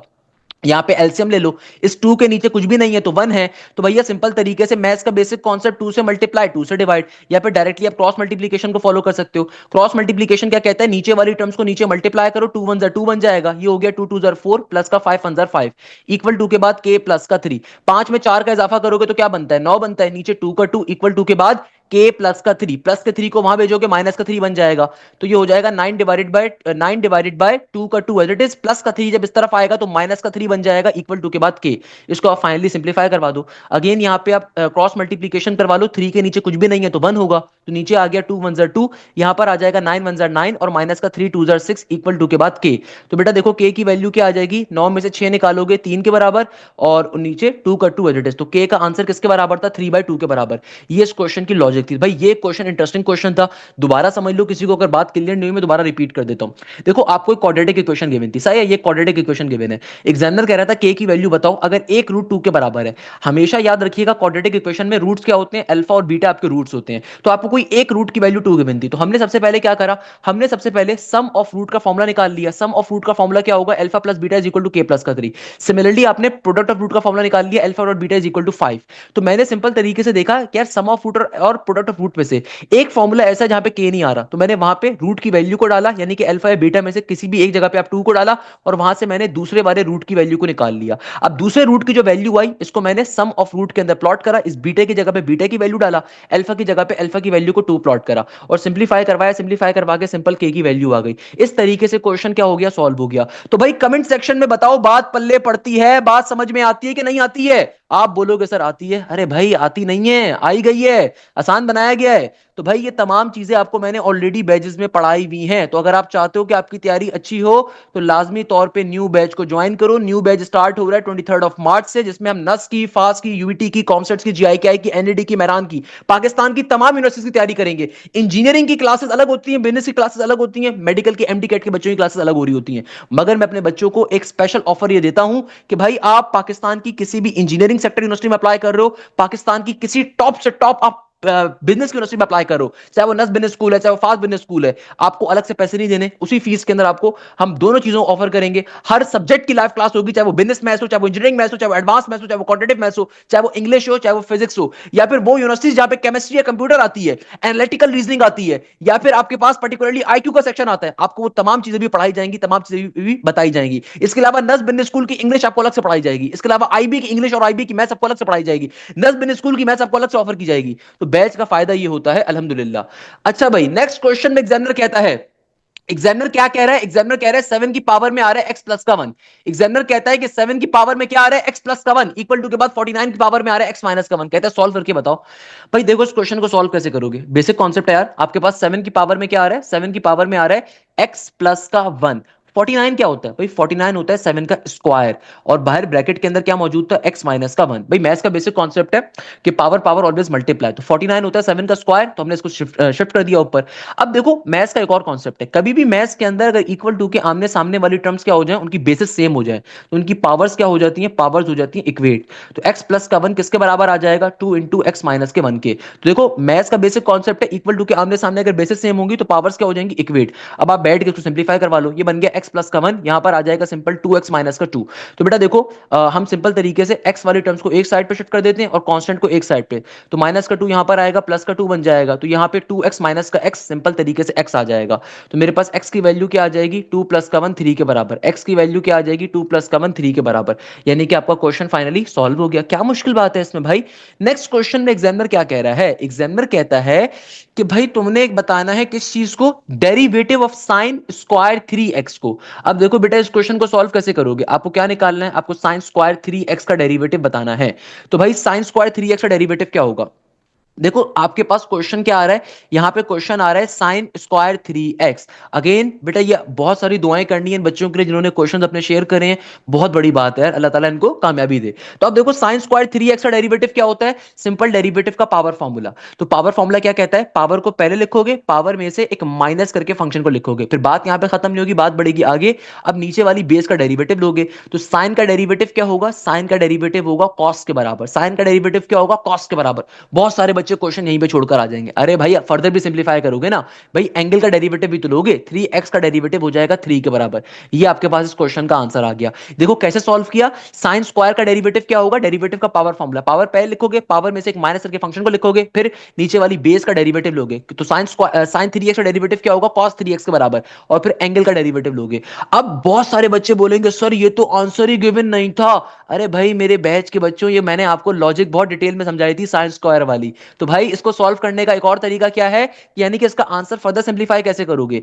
याद करो आपने बचपन में sine double angle formula discuss करा था। भाई हमारे पास दुनिया के अंदर साइन का डबल एंगल फॉर्मूला क्या होता है, साइन 2 थीटा किसके बराबर होता है, ये बराबर होता है 2 sine theta into cos theta के। तो यहां पे देखो क्या 2 दिख रहा है, बिल्कुल दिख रहा है। क्या साइन थीटा, थीटा यहां पे 3x है, दिख रहा है, दिख रहा है। क्या कॉस इंटू थीटा दिख रहा है, दिख रहा है। तो यहां पे फॉर्मूला क्लोज करवा दोगे। तो बेटा कैसे फॉर्मूला क्लोज होगा, ये सिंपल तरीके से साइन का साइन, ये 2 फॉर्मूले का है, और देखो आपका एंगल क्या आ रहा है, आपका एंगल आ रहा है 3x के बराबर, और बाहर वाला 3 एज इट इज का as it is. Further simplify कर दो इसको, तो ये 3 जो कांस्टेंट था पहले लिख दिया मैंने, और ये 2 3 से मल्टीप्लाई हो जाएगा क्योंकि दोनों एंगल्स ही आ रहे हैं। तो ये क्या बन जाएगा, ये बन जाएगा सिंपल साइन 6x के बराबर। ये आंसर आपको गिवन होगा ऑप्शंस के अंदर। बहुत दफा पेपर में ये वाला आंसर गिवन नहीं होता, तो आप यहाँ पे फिर साइन का डबल एंगल फॉर्मूला क्लोज करवाते हो। हमेशा याद रखिएगा, ये चीज मैंने आपको अपने लेक्चर्स में भी बताई थी कि साइन स्क्वायर और कॉस स्क्वायर का डेरिवेटिव पेपर में बहुत बहुत ज्यादा आता है भाई। एक एक क्वेश्चन मैंने आपको तरीके से करवाया हुआ है, तो याद रखिएगा साइन स्क्वायर और कॉस स्क्वायर का डेरिवेटिव लेना बहुत ज्यादा पेपर में आता है, और हमेशा वहां पे साइन का डबल एंगल फॉर्मूला क्लोज होगा। Always remember this thing. बताओ भाई, बात क्लियर होती है, बात समझ में आती है, कॉन्सेप्ट पल्ले पड़ता है। नेक्स्ट क्वेश्चन में एग्जामिनर कह रहा है what is the coefficient of x square in 1 + 2x की पावर 4। अब देखो यहां पे एग्जामिनर कह रहे हैं एक्स स्क्वायर का कोफिशिएंट बताओ। साफ तौर पे दिख रहा है फर्स्ट टर्म क्या आ रही है, 1 के बराबर। इसका मतलब बाइनोमियल सीरीज का कॉन्सेप्ट है, और हम सबको पता है बाइनोमियल सीरीज ओपन कैसे होती है बेटा, 1 + x की पावर n होती है बाइनोमियल सीरीज। ओपन कैसे करते हो इसको, ओपन करते हो 1 प्लस का nx और आगे क्या होता है प्लस का n इंटू n माइनस का 1 divided bye 2 factorial into x का स्क्वायर, और ये इस तरीके चलती जाती है। तो एग्जामिनर ने एक्स स्क्वायर के कोफिशिएंट पूछा भाई, यानी कि मुझे ये वाली टर्म बतानी है। आप अब आपके पास दो चॉइसेस हैं, या तो पूरी बाइनोमियल सीरीज को पहले ओपन करो और फिर इस टर्म के अंदर जो आंसर आएगा वो निकाल लो, या फिर थोड़ा सा अगर ट्रिकी जहन को इस्तेमाल करो, थोड़ा सा जहन को इस्तेमाल करो, ऊपर वाले ने अल्लाह मियां ने आपको अकल दी है, तो आपसे डायरेक्टली एग्जामिनर क्या कह रहा है एक्स स्क्वायर का कोफिशिएंट बताओ। तो मुझे पता है एक्स स्क्वायर थर्ड टर्म पे मिलेगा, तो डायरेक्टली थर्ड टर्म को निकाल लूं मैं। देखो भाई यहां पे आपके पास n किसके बराबर है, n बराबर है 4 के, और आपकी सेकंड टर्म यानी कि x बराबर है 2x के, तो डायरेक्टली थर्ड टर्म निकाल लो, डायरेक्टली आंसर मिल जाएगा भाई। आपकी चॉइस है वैसे, चलो मैं करके दिखा देता हूं नॉर्मली। तो 1 प्लस का n इंटू एक्स, n किसके बराबर है 4 के और x उसके बराबर है 2x के, सही है। ये आपकी सेकंड टर्म आ गई। थर्ड टर्म क्या है आपके पास, थर्ड टर्म निकालने का फॉर्मूला n, n किसके बराबर है 4 के, फिर आगे है 4 माइनस का 1 यानी कि 3 बन जाएगा इंटू एक्स का स्क्वायर। एक्स का मतलब क्या है आपकी सेकंड टर्म, तो x उसके बराबर है सेकंड टर्म के, तो यहां पे आ जाएगा 2x उसका होल स्क्वायर, और नीचे डिवीजन के अंदर 2 फैक्टोरियल 2 फैक्टोरियल 2 के बराबर होता है। तो अब इसको फर्दर सिंप्लीफाई कैसे करोगे कि भाई यहां पे क्या बन गया, ये बन गया 2 1 जार 2 एंड 2 2 जार 4, तो ऊपर आ गया सिंपल 2 का 2 इंटू 3 का 3, सही है। और 2x का स्क्वायर क्या हो जाएगा, ये बन जाएगा 2x का स्क्वायर 4x स्क्वायर के बराबर, तो 3 2 जार 6 हो गया और 6 4 जार होता है 24 के बराबर, तो 24x स्क्वायर आ गया। तो चूंकि एग्जामिनर ने कहा था एक्स स्क्वायर का कोफिशिएंट क्या होगा, तो एक्स स्क्वायर का कोफिशिएंट किसके बराबर है 24 के बराबर है। क्वेश्चन आपका फाइनली सॉल्व हो गया। क्या मुश्किल बात है यार, कौन कहता है मुश्किल है, प्लीज लेट मी नो यार, कौन कह रहा है मुश्किल है क्वेश्चन, मुझे बताओ भाई कौन कह रहा है मुश्किल है। बात पल्ले पड़ती है कि नहीं पड़ती, बात समझ में आती है कि नहीं आती है।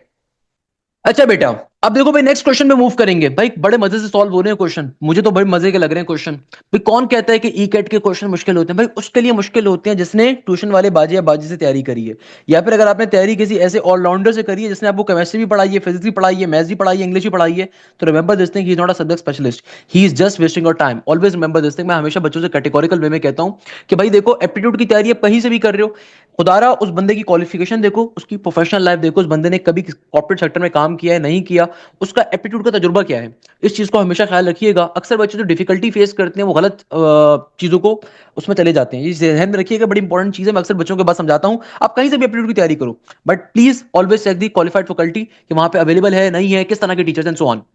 खैर, नेक्स्ट क्वेश्चन में एग्जामिनर कहता है कि भाई तुम्हारे पास क्वेश्चन आ रहा है tangent theta is equal to 5/12, कहता है साइन थीटा किसके बराबर होगा। अब देखो इस क्वेश्चन को सॉल्व कैसे करेंगे, अगेन ट्रिगोनोमेट्री में लॉजिक मैंने आपको पढ़ाई भी है। एग्जामिनर कह रहा है टेंजेंट थीटा की वैल्यू 5/12 के बराबर है, इसका मतलब क्या है कि देखो हमें पता है some people have curly brown hair they painted black, तो भाई टेंजेंट के लिए फॉर्मूला क्या होता है, दे पेंटेड ब्लैक के बराबर, तो यानी कि आपको p गिवन है 5 के बराबर और b गिवन है 12 के बराबर। टेंजेंट थीटा किसके बराबर होता है, some people have curly brown hair they painted black, तो पेंट बराबर है 5 के, ब्लैक बराबर है 12 के। हमारे पास अभी हाइपोटेन्यूज नहीं है तो h निकाल लेंगे कैसे, पाइथागोरस साहब ने मरने से पहले एक थ्योरम दिया था, क्या थ्योरम था, H square is equal to P square plus का बी स्क्वायर। एच स्क्वायर किसके बराबर है, P square plus B square के, क्लियर है।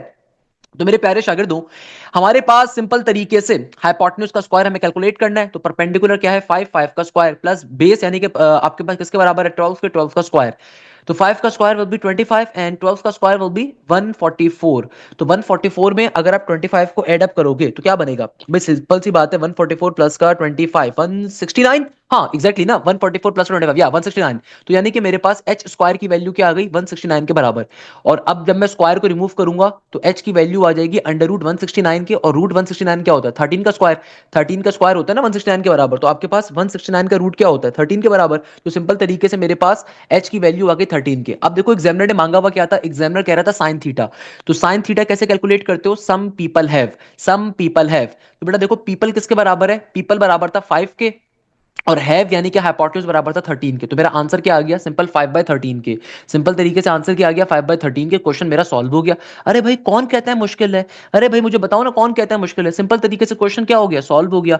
नेक्स्ट क्वेश्चन में एग्जामिनर कह रहा है थीटा प्लस कॉस थीटा क्या होगा, अगेन सेम पैटर्न पे सॉल्व कर लो, आसान है कि भाई some people have curly brown hair they painted black, they painted black, यानी कि आपके पास P बराबर है किसके 3 के और B बराबर है किसके 12 के। तो भैया मुझे ये बात मालूम है कि मेरे पास हाइपोटेन्यूज निकाल लूंगा मैं फॉर्मूले के ऊपर, H square is equal to P square plus का बी स्क्वायर। तो बेटा देखो हमारे पास सिंपल तरीके से क्या आ जाएगा, हमारे पास ये क्या हो जाएगा, हमारे पास P का स्क्वायर यानी कि 3 का स्क्वायर 9 हो जाएगा और 12 का स्क्वायर हो जाएगा 144। तो 144 में अगर आप 9 का इजाफा करोगे तो 155 बन जाएगा। 144 में अगर मैं 9 का इजाफा करता हूँ, सॉरी 153 बन जाएगा। ओके, क्या बन जाएगा 153 किसके बराबर आ जाएगा, ये आ जाएगा 153 के ना, क्योंकि 144 प्लस का 10 145 155 होगा। एक कम कर रहा हूं मैं, सॉरी 144 में 10 करूंगा तो 154 बराबर, यानी कि मेरे पास सिंपल तरीके से एच स्क्वायर की वैल्यू किसके बराबर आ गई, ये आ गई 153 के बराबर। फर्दर अगर मैं इसको सिंप्लीफाई करता हूं तो what will become, it will become H की वैल्यू आ जाएगी अंडर रूट 153 के बराबर। तो भाई रूट 153 किसी का डायरेक्ट रूट तो नहीं होता, क्योंकि 12 का स्क्वायर 144 होता है, देन आपके पास 13 का स्क्वायर 169 होता है, तो 153 बीच का नंबर है। तो अगर इसकी मैं परफेक्ट रूट इसका चेक, इसका मैं रूट चेक करूं, इसको ब्रेक डाउन करूं, कैसे करूंगा, 153 क्या होता है यार, 153 किस टेबल में आता है, ये आता है मेरे पास 17 सिक्स चेक करना, 17 सिक्स क्या हो जाएगा, 7 सिक्स 42 होता है, नहीं 2 आ रहा है एंड में, हमें 53 चाहिए। 79 पे चेक करो, 79 7 9 7 9 63 का 3, हाँ सही है ना, 7 9 63 का 3, 3 यहाँ पे 6 यहाँ पे 9 1 9 और 6 का इजाफा तो 153 बनेगा। भाई आपकी मैथ्स इस तरह की होनी चाहिए, क्योंकि कैलकुलेटर अलाउ नहीं है बेटा, मेरे प्यारे बच्चों कैलकुलेटर अलाउ नहीं है। तो भाई देखो कैसे सॉल्व किया, यानी कि 153 को जब मैं ब्रेक करवाता हूं तो ये बन जाएगा 17 इंटू 9 के बराबर। तो बेटा देखो 9 जो है ना ये परफेक्ट स्क्वायर है किसका 3 का, तो 3 बाहर आ गया और 17 को मैंने अंदर रख दिया, सही है। तो ये आपने इसको ब्रेक डाउन करवा दिया। अब फाइनली आपको निकालना क्या था, sine theta plus cos theta. तो भाई देखो मुझे निकालना क्या है, मैं इसको यहां पे लेके चला जाता हूं ताकि आपको इजीली दिख जाए। तो भाई देखो मुझे क्या निकालना है, मुझे निकालना है साइन थीटा प्लस का कॉस थीटा। साइन थीटा का formula some people have, some people have, cos theta का फॉर्मूला होता है कर्ली ब्राउन हेयर। तो बेटा देखो पीपल की वैल्यू क्या थी, परपेंडिकुलर किसके बराबर है, परपेंडिकुलर मेरे पास बराबर था 3 के और बेस बराबर है 12 के। परपेंडिकुलर किसके बराबर है 3 के और ये बेस बराबर है 12 के। हाइपोटेन्यूज की वैल्यू क्या आई, ये आई 3 डिवाइडेड बाय अंडर रूट 17 के। और यहां पे भी हाइपोटेन्यूज की वैल्यू क्या आई, ये आई 3 डिवाइडेड बाय रूट 17 के। तो 3 से 3 कट गया, 3 वन जा 3 होता है, 3 फोर जा 12 होता है। तो मेरा आंसर क्या आ जाएगा, ये आ जाएगा sine theta 1 divided by under root 17 यहाँ पे बच रहा है, और यहाँ पे क्या बच रहा है, यहाँ पे आ रहा है 4 डिवाइडेड बाय अंडर रूट 17। तो अगर मैं इसको फर्दर सिंप्लीफाई करूँ, क्योंकि दोनों को ऐड करवाना था ना, तो देखो दोनों के नीचे सेम एलसीएम आ रहा है, तो एलसीएम को नीचे आप एक दफा लिखोगे और ऊपर वाली वैल्यूज ऐड हो जाएंगी। तो हो सकता है ऑप्शंस में आपको ये आंसर गिवन हो, मगर ये आंसर गिवन नहीं होगा, क्योंकि डिवीजन के अंदर कभी भी रूट की वैल्यू आ रही हो वो आपके पास सॉल्वेबल नहीं होती। तो मैथ्स हमेशा इसको कहता है कि इसको फर्दर सिंप्लीफाई करो। तो फर्दर सिंप्लीफाई कैसे करवाओगे, आप यहाँ पे रैशनलाइज करवा दो। रैशनलाइज कैसे करवाते हैं कि जो भी नीचे वाली रूट की वैल्यू आ रही है सेम रूट की वैल्यू से मल्टीप्लाई भी और सेम रूट की वैल्यू से डिवाइड भी।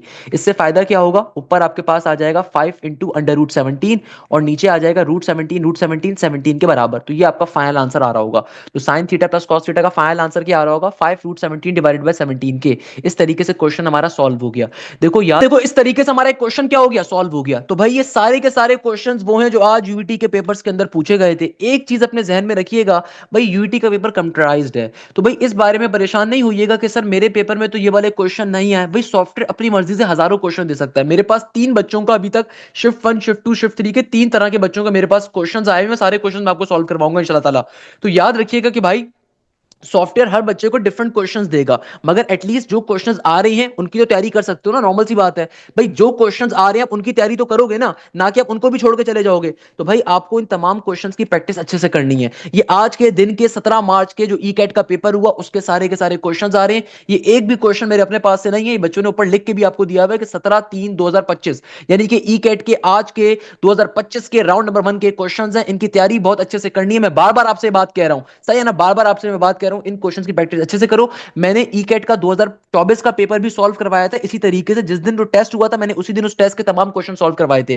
तो और अगर आप चाहते हो कि आपकी तैयारी अच्छी हो तो लाजमी तौर के ऊपर 23 मार्च के बैच को ज्वाइन करो। ये बैच अभी स्टार्ट हो रहा है। इस बैच में आपका कंप्लीट कोर्स कवर करवाया जाएगा, नर्स के नेट 3 नेट 4 के लिए, यूईटी के लिए, फास्ट के लिए, जीआईके के लिए, कॉमसेट्स के लिए, प्यास के लिए, एनईडी के लिए, मेरान के लिए, नजबिन स्कूल के लिए, आईबी के लिए, तमाम सब्जेक्ट्स की लाइव क्लासेस होंगी। तमाम सब्जेक्ट आपको लाइव क्लासेस में कवर करवाए जाएंगे विद शॉर्टकट्स। ये सारी शॉर्टकट्स बेटा मैं बैच के बच्चों के लिए बड़ी आसान है। जो मेरे जो बैच के बच्चे थे उनके आप रिव्यू अगर मैं आपको दिखाऊं, उनका पता नहीं यहाँ पे इसने रिव्यू अपना लिखा होगा नहीं लिखा होगा, उन तमाम बच्चों ने एक बात बहुत तरीके से करी थी, thankfully there was no question from the conic. इन बच्चों ने साफ तौर पे बात बताई कि सर अल्हम्दुलिल्लाह बैच में आपने जितनी चीजें पढ़ाई थी सारी की सारी एग्जैक्टली वही आई हुई थी, सही है ना। अब देखो नेक्स्ट क्वेश्चन जो आ रहा है वेक्टर्स का आ रहा है, मोस्ट इंपॉर्टेंट क्वेश्चन है।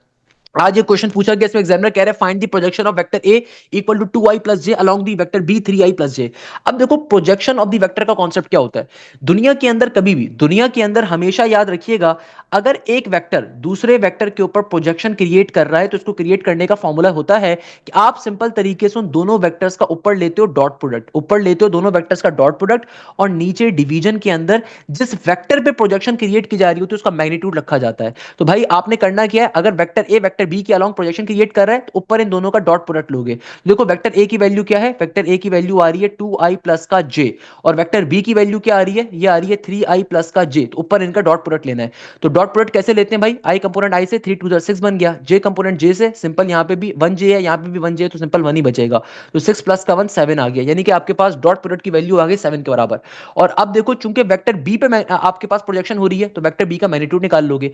तो वेक्टर बी का मैग्नीट्यूड क्या होगा, डायरेक्टली निकाल लो भाई, आई कंपोनेंट का स्क्वायर कैसे निकालते हैं बेटा, मैग्नीट्यूड सिंपल तरीके से आई कंपोनेंट का स्क्वायर तो 3 का स्क्वायर 9 बन गया, फिर जे कंपोनेंट का स्क्वायर तो 1 का स्क्वायर 1 आ गया, तो ये आ जाएगा अंडर रूट 10 के बराबर। तो बेटा देखो अब चूंकि मुझे प्रोजेक्शन का फॉर्मूला अप्लाई करना है तो हमारे पास vector A projection vector B किसके बराबर होगा, ऊपर हमारे पास क्या होता है vector A dot product B, तो देखो vector A dot product B की वैल्यू किसके बराबर आई 7 के बराबर, तो ऊपर आ गया 7, और नीचे डिवीजन के अंदर वेक्टर बी का magnitude that was basically under root 10, तो आंसर क्या आ गया 7 डिवाइडेड बाय रूट 10।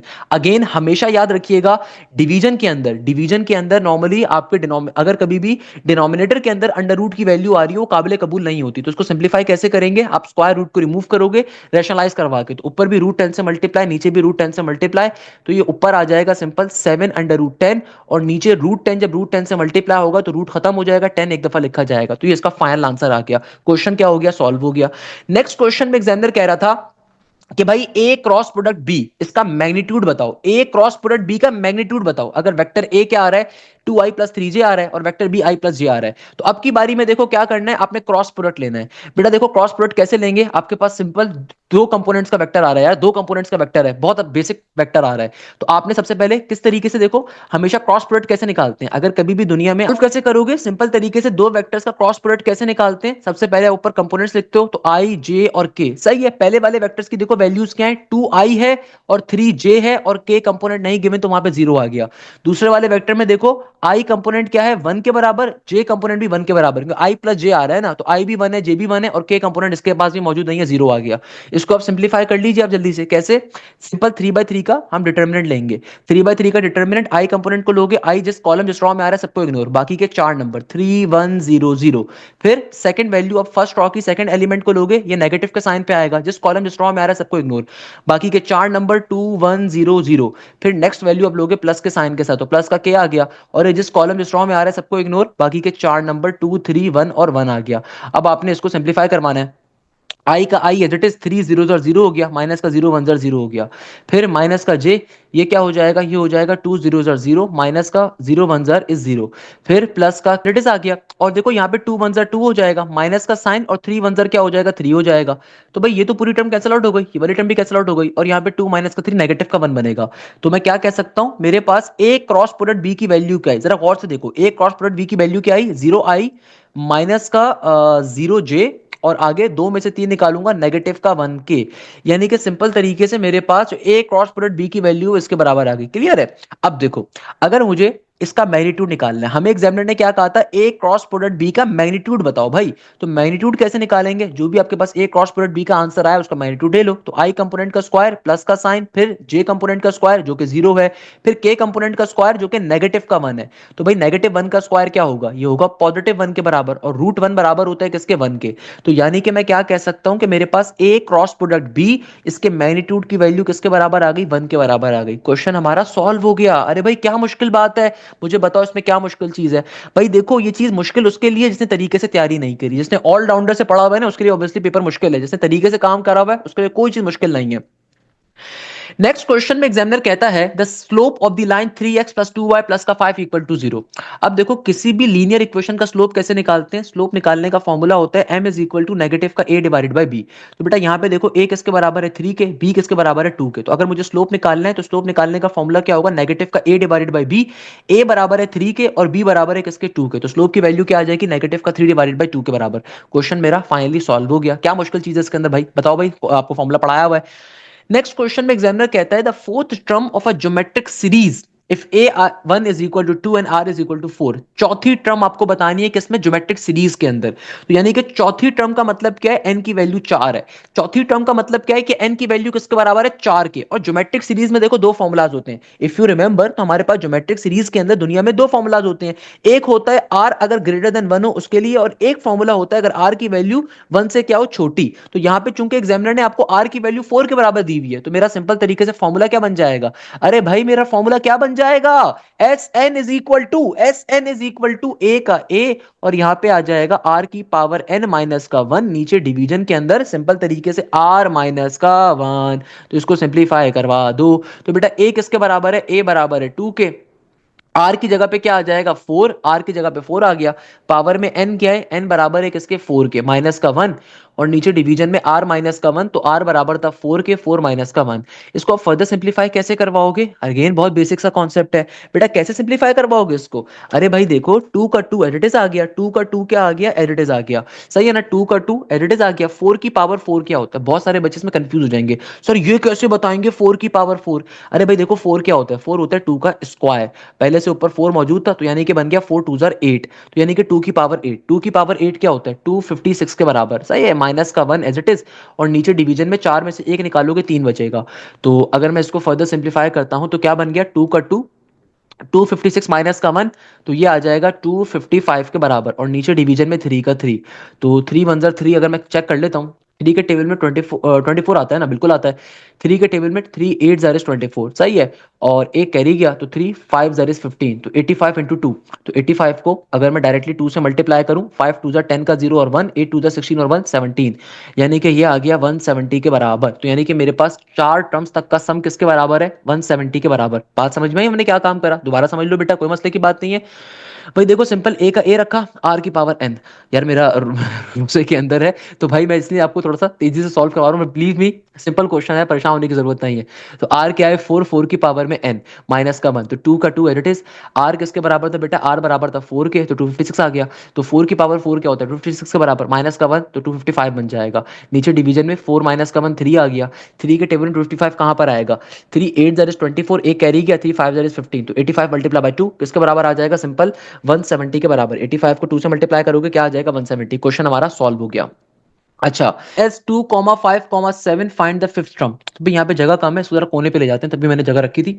एग्जामिनर कह रहा है आपके पास सीक्वेंस आ रहा है 2,5,7 डॉट डॉट डॉट डॉट, कहता है कि भाई अगर सीक्वेंस ये आ रही है तो बताइए पांचवी टर्म क्या होगी। ओके, हमें क्या निकालना है, हमें पांचवी टर्म निकालनी है। अब देखो क्वेश्चन ने बताया हुआ नहीं है एपीए के जीपी है, तो पहले चेक कर लेते हैं। अगर मैं इन दो टर्म्स में कॉमन डिफरेंस चेक करूं तो 5 में से 2 जाएगा, 3 बचेगा, और इन दो टर्म्स में कॉमन डिफरेंस क्या होगा, 7 में से 5 जाएगा, तो सॉरी, 5 में से 2 जाएगा तो ऑब्वियसली 3 बचेगा, और 7 में से जब 5 जाएगा तो 2 बचेगा। इसका मतलब कॉमन डिफरेंस सिमिलर नहीं आ रहा। Common ratio second term divide by first term, 5/2 और 7/5, वो भी सिमिलर नहीं आ रहे। इसका मतलब ये आपका नॉर्मल सीक्वेंस तो नहीं आ रहा।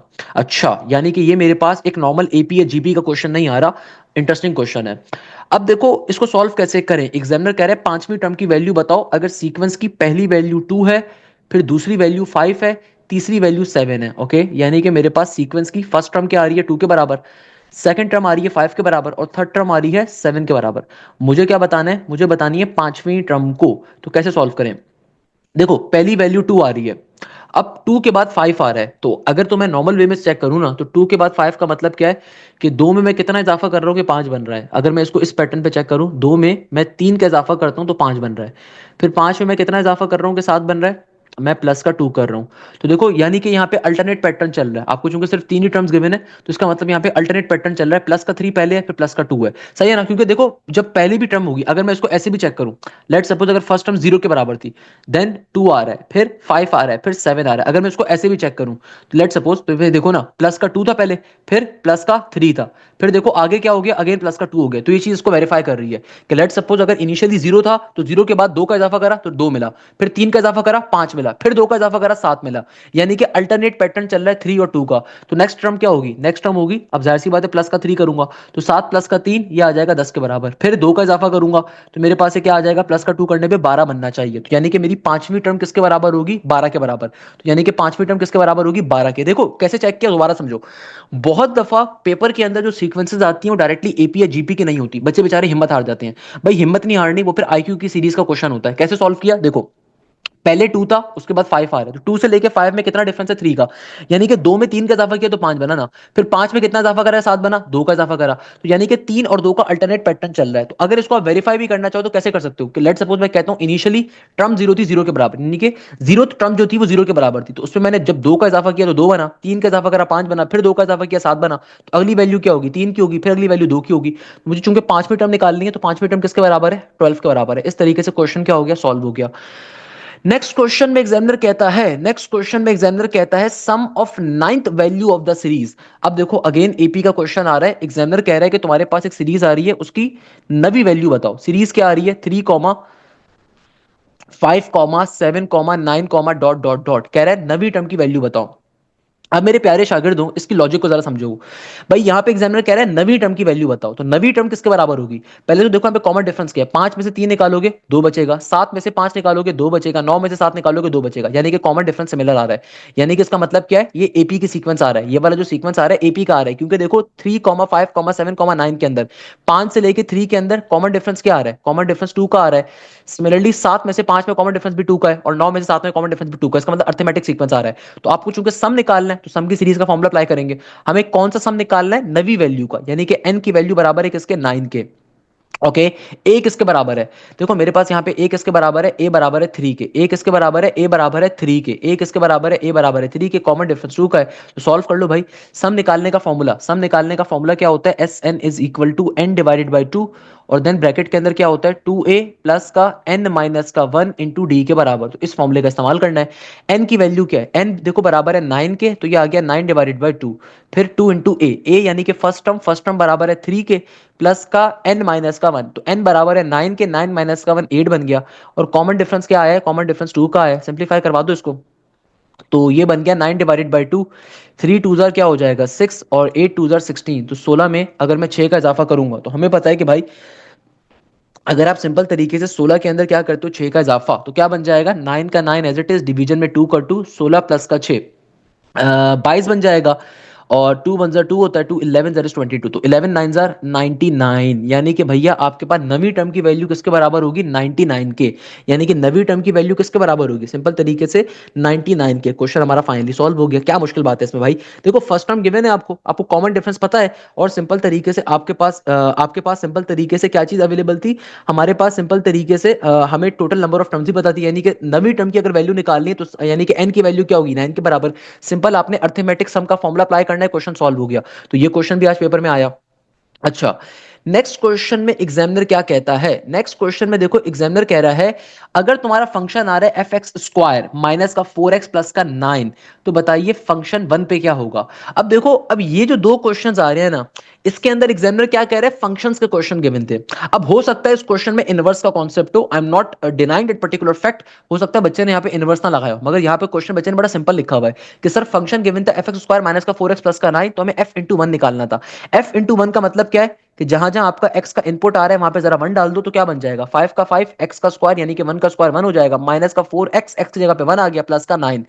तो 5 माइनस का 4, 5 में से अगर मैं 4 को माइनस करूंगा तो क्या बचेगा? 1 बचेगा। 5 में से 4 निकालूंगा 1 बचेगा, और 1 प्लस का 9, ये आ जाएगा 10 के बराबर। अगर तो ये क्वेश्चन आ रहा है तो क्वेश्चन इतना सिंपल है, बट अगर एग्जामिनर इनवर्स कहते तो फिर आप इनवर्स निकालोगे। नेक्स्ट क्वेश्चन जो आ रहा है इसमें एग्जामिनर कहता है कि अगर एफ एक्स की वैल्यू बराबर है किसके? एक्स स्क्वायर माइनस का 1 divided by X square plus का 1, तो आगे कहता है एफ इंटू 4 क्या होगा? यानी कि अगेन यहाँ पे भी देखो इनवर्स नहीं गिवन, इसका मतलब सिंपल क्वेश्चन आया बता भाई, वरना इनवर्स का क्वेश्चन सॉल्व करना भी आसान होता है, इतना मुश्किल काम नहीं होता।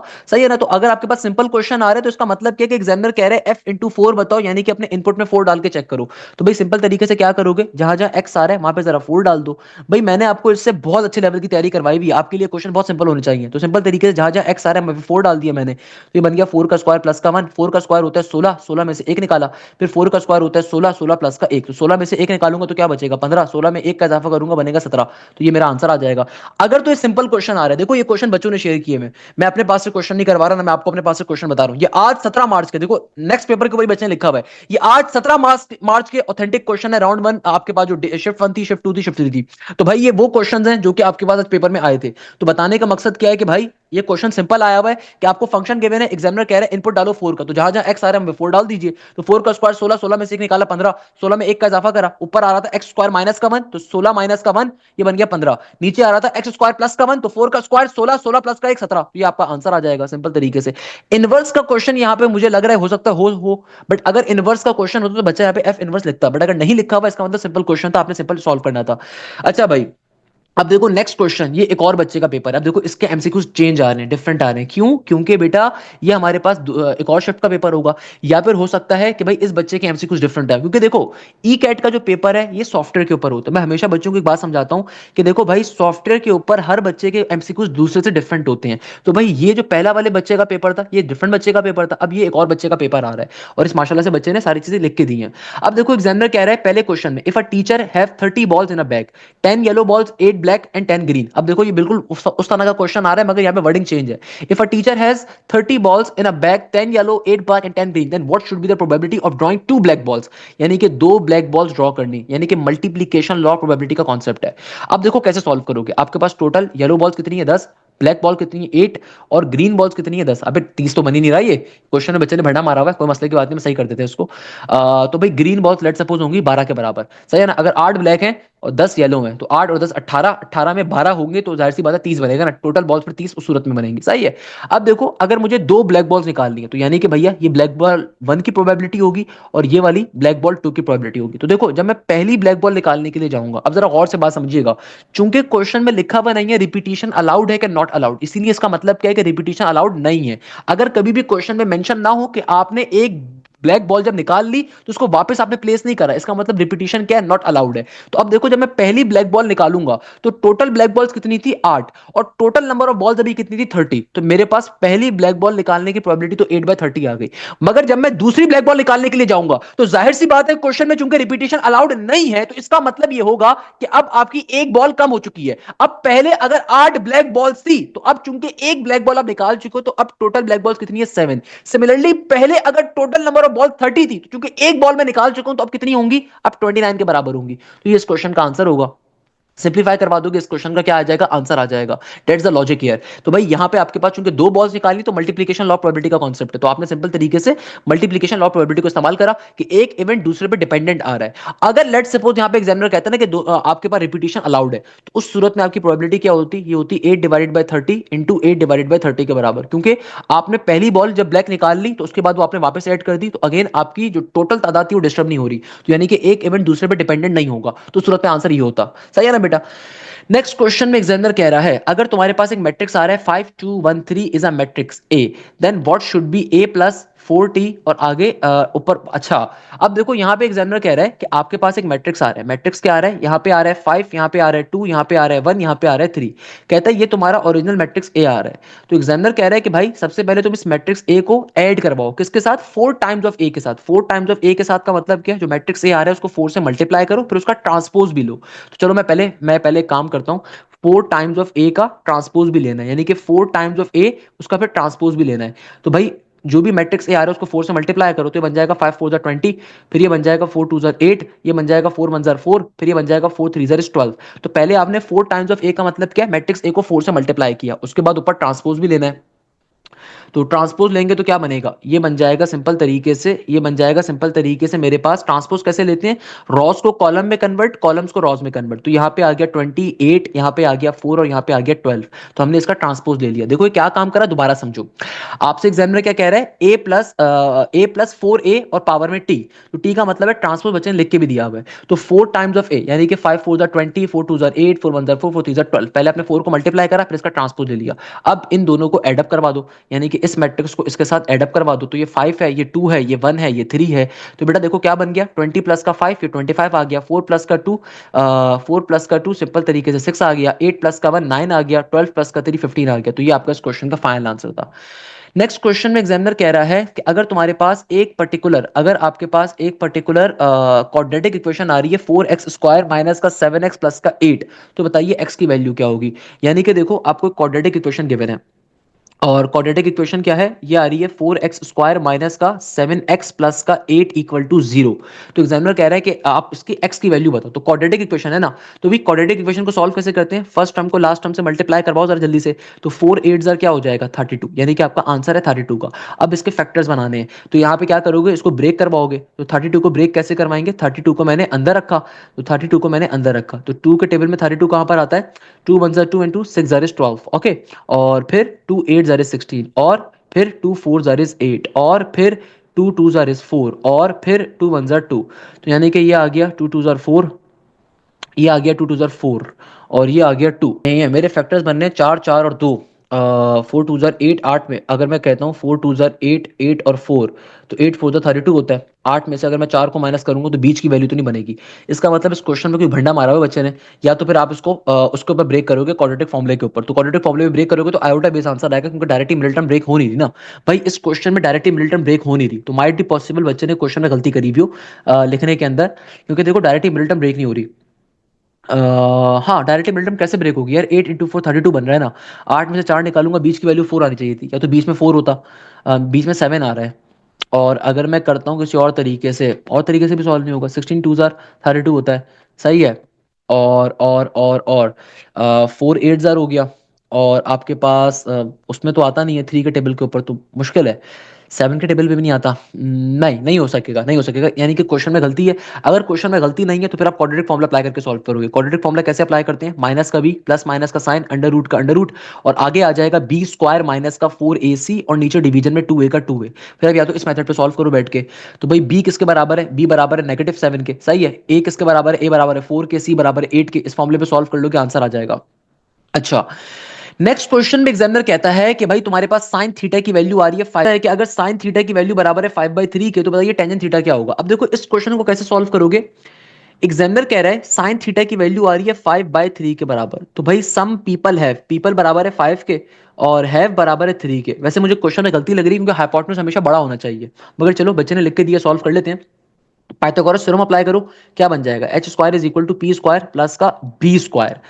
तो h का स्क्वायर, ये भाई गलत है क्वेश्चन, बट चलो मैं बता देता हूँ कैसे सॉल्व हो रहा है। हाइपोटेन्यूज की वैल्यू 3 के बराबर है, 3 का स्क्वायर 9 हो जाएगा, परपेंडिकुलर 5 है तो 5 का स्क्वायर 25 हो जाएगा, प्लस का b का स्क्वायर हो जाएगा, इसकी वैल्यू निकाल लोगे। भाई क्वेश्चन गलत क्यों है, मैं क्यों कह रहा हूँ कि बच्चे ने उल्टा क्वेश्चन लिख के दिया हुआ है, 3/5 होना चाहिए था। क्योंकि देखो पाइथागोरस थ्योरम के अंदर हमेशा याद रखिएगा, किसी भी राइट एंगल ट्रायंगल के अंदर हमेशा हाइपोटेन्यूज की साइड सबसे बड़ी होती है। तो भाई यहाँ पे हाइपोटेन्यूज 3 गिवन है, ये पॉसिबल ही नहीं है, हाइपोटेन्यूज कभी भी 3 नहीं हो सकता, हाइपोटेन्यूज 5 होगा। हाइपोटेन्यूज हमेशा वो साइड होती है जो कि परपेंडिकुलर और बेस के मुकाबले बड़ी होती है। तो मेरे नजर में ये क्वेश्चन होना चाहिए था 3/5 के बराबर, अगर तो ये ओरिजिनल क्वेश्चन है। तो उस सूरत में देखो क्या बनता, ये बनता हाइपोटेन्यूज का स्क्वायर, तो 5 का स्क्वायर विल बिकम 25, परपेंडिकुलर 3 है, 3 का स्क्वायर 9 बन गया, प्लस का बेस का स्क्वायर। ये क्वेश्चन परफेक्ट है, 5/3 क्वेश्चन नहीं होगा, क्योंकि 5/3 के ऊपर आपका हाइपोटेन्यूज 3 आ रहा है, तो राइट एंगल ट्रायंगल कभी भी वेरीफाई नहीं होगा, तो पाइथागोरस थ्योरम अप्लाई नहीं कर सकते आप। तो रिमेंबर दिस थिंग कि क्वेश्चन में गलती करी हुई है बच्चे ने, क्वेश्चन होना चाहिए था sine theta is equal to 3/5 के बराबर। या फिर अगर ये क्वेश्चन आ रहा होगा तो इसका आंसर होगा नॉट सॉल्वेबल, या फिर इसका आंसर क्या होगा, नॉट सॉल्वेबल, क्योंकि पॉसिबल नहीं है ना बेटा। याद रखिएगा हाइपोटेन्यूज हमेशा बड़ा होना चाहिए, ऑलवेज रिमेंबर दिस थिंग। तो खैर यहाँ पे सिंप्लीफाई करोगे तो क्या बनेगा, बी का स्क्वायर आएगा 25 में से अगर आप 9 को माइनस करते हो तो ऑब्वियसली 16 के बराबर, तो यानी कि बी की वैल्यू आ जाएगी मेरे पास 4 के बराबर, क्योंकि आपके पास 4 का स्क्वायर 16 होता है। अब अगर आपको टेंजेंट थीटा निकालना है, तो टेंजेंट थीटा क्या होता है, ये होता है दे painted black, they painted black. तो पेंट किसके बराबर था भैया, पेंट बराबर था मेरे पास 3 के, और ब्लैक किसके बराबर है 4 के। तो टेंजेंट थीटा की वैल्यू क्या होगी, 3/4 के बराबर। टेंजेंट थीटा की वैल्यू किसके बराबर होगी, 3/4 के बराबर। क्वेश्चन हमारा फाइनली सॉल्व हो जाएगा। क्या मुश्किल बात है यार इसके अंदर, क्या मुश्किल चीज है। तो टेंजेंट थीटा की वैल्यू क्या आ जाएगी, 3/4 के बराबर। नेक्स्ट क्वेश्चन में एग्जामिनर कह रहा है अगर फर्स्ट टर्म एपी की 1 है और कॉमन डिफरेंस 4 है और लास्ट टर्म 29 है, तो सम क्या होगा। अगेन इंटरेस्टिंग क्वेश्चन है, कैसे सॉल्व करोगे। सबसे पहले आप निकालोगे किस चीज को, आपको फर्स्ट टर्म गिवन है, आपको कॉमन डिफरेंस गिवन है, आपको लास्ट टर्म गिवन है। यानी कि देखो इस क्वेश्चन की लॉजिक क्या है, आपको फर्स्ट टर्म बताई हुई है ए के बराबर, ए किसके बराबर है 1 के, आपको कॉमन डिफरेंस भी बताया हुआ है 4 के बराबर है, और आपको लास्ट टर्म भी बताई हुई किसके बराबर है 29 के बराबर है। आपको सम निकालना है, तो सम निकालने के लिए सबसे पहले आप डायरेक्टली या तो दो काम कर सकते हो, या तो पहले एन निकालो फिर सिंप्लीफाई करो, नहीं तो सॉल्व करने की ट्रिक होती है, मगर उस ट्रिक को अप्लाई करने के लिए भी यार आपको पहले एन चाहिए होगा। बट क्या इस क्वेश्चन को सॉल्व करने की शॉर्टकट ये कि सबसे पहले आप एन कैलकुलेट कैलकुलेट करोगे? एन निकालने की एक शॉर्टकट होती है, मेरे बैच के बच्चों आपको मैंने पढ़ाई भी है। क्या शॉर्टकट होती है? एन बराबर होता है किसके? ग्रेटेस्ट माइनस लोएस्ट के divided by common difference plus का 1। ये ट्रिक होती है, इस ट्रिक को अप्लाई करना है। तो ग्रेटेस्ट वैल्यू क्या है? यानी कि जो लास्ट टर्म है वो ग्रेटेस्ट वैल्यू है, तो ग्रेटेस्ट की जगह पे आ गया 29। लोएस्ट वैल्यू क्या है? यानी कि फर्स्ट टर्म बराबर है 1 के, कॉमन डिफरेंस गिवन था 4 का, और आगे आ जाएगा प्लस का 1। तो 29 में से एक निकालोगे क्या बनेगा? 28 बनेगा। नीचे डिवीजन में 4 का 4 प्लस का 1, तो 4 1 4 होता है। 4 के टेबल में 28 कहां पर आता है? 4 7 0 28, तो 7 प्लस का 1, यानी कि आपके पास n की वैल्यू किसके बराबर आ गई? 8 के बराबर आ गई। तो भाई इसको सॉल्व करने की ट्रिक है, शॉर्टकट क्या होता है हमेशा याद रखिएगा। कभी भी दुनिया के अंदर, कभी भी दुनिया के अंदर अगर आपको नंबर ऑफ टर्म्स कैलकुलेट करनी है ना, नंबर ऑफ टर्म्स को निकालने की ट्रिक होती है ग्रेटेस्ट माइनस का लोएस्ट, यानी कि लास्ट टर्म माइनस का first term divided by common difference plus का 1। तो आपके पास n आ गया। हमें कैलकुलेट क्या करना था? सम।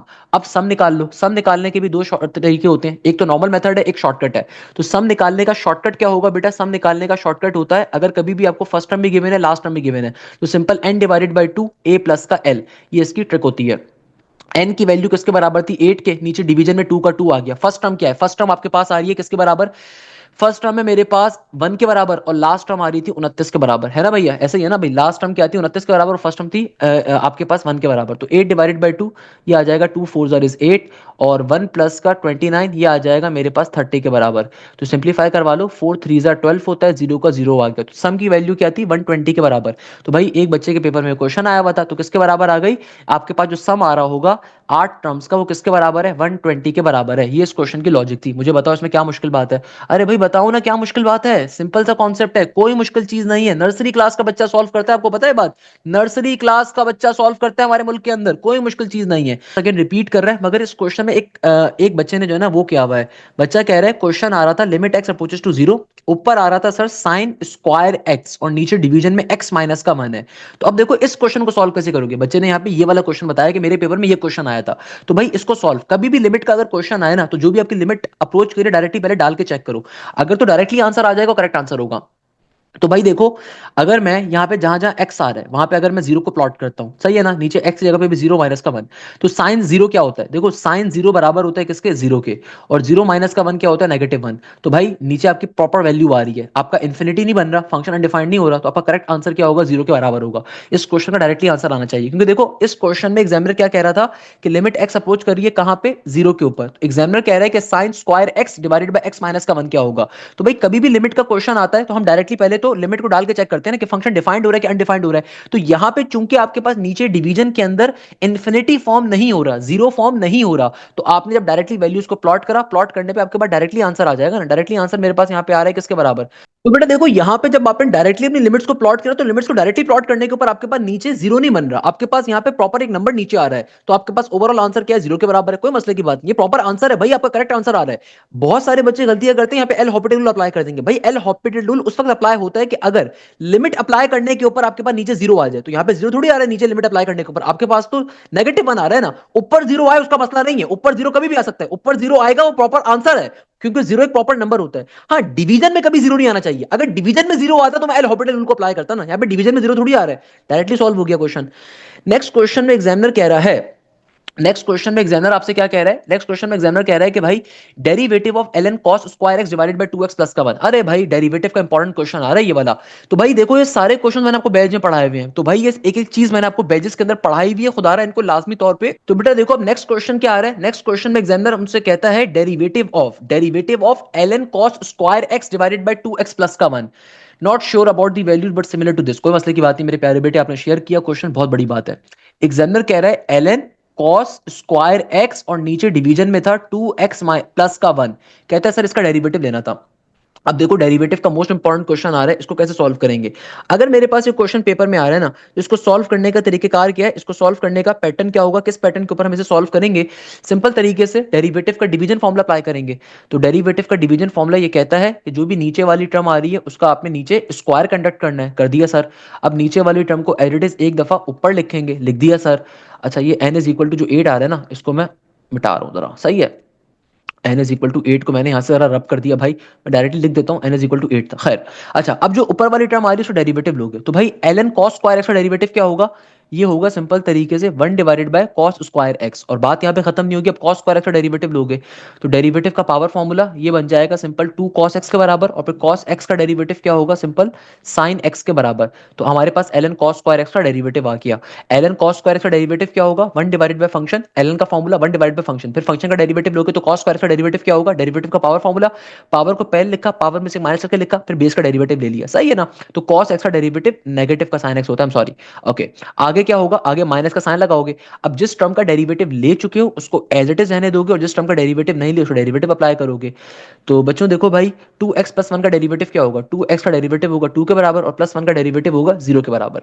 अब इसको अगर मैं तरीके से फिगर आउट करूं तो ये क्या बन गया, ये बन गया मेरे पास ऊपर 2x+1, और सही है। और आगे क्या आ रहा है, आगे आ रहा है मेरे पास 1/cos²x। और यहाँ पे देखो ये क्या बन रहा है, ये बन रहा है नेगेटिव का 2 का 2 पहले आ गया, नेगेटिव के साइन को मैंने पहले लिख दिया, और यहाँ पे 2 cos x into sine x. तो मैंने आपको क्या बताया था, इसको आप क्लोज कर सकते हो, किसमें क्लोज कर दोगे, साइन के डबल एंगल में। तो साइन का डबल एंगल फॉर्मूला यहाँ पे क्लोज हो जाएगा ना, 2 sin θ cos θ किसके बराबर आ जाएगा, ये आ जाएगा नेगेटिव का sin 2θ के बराबर।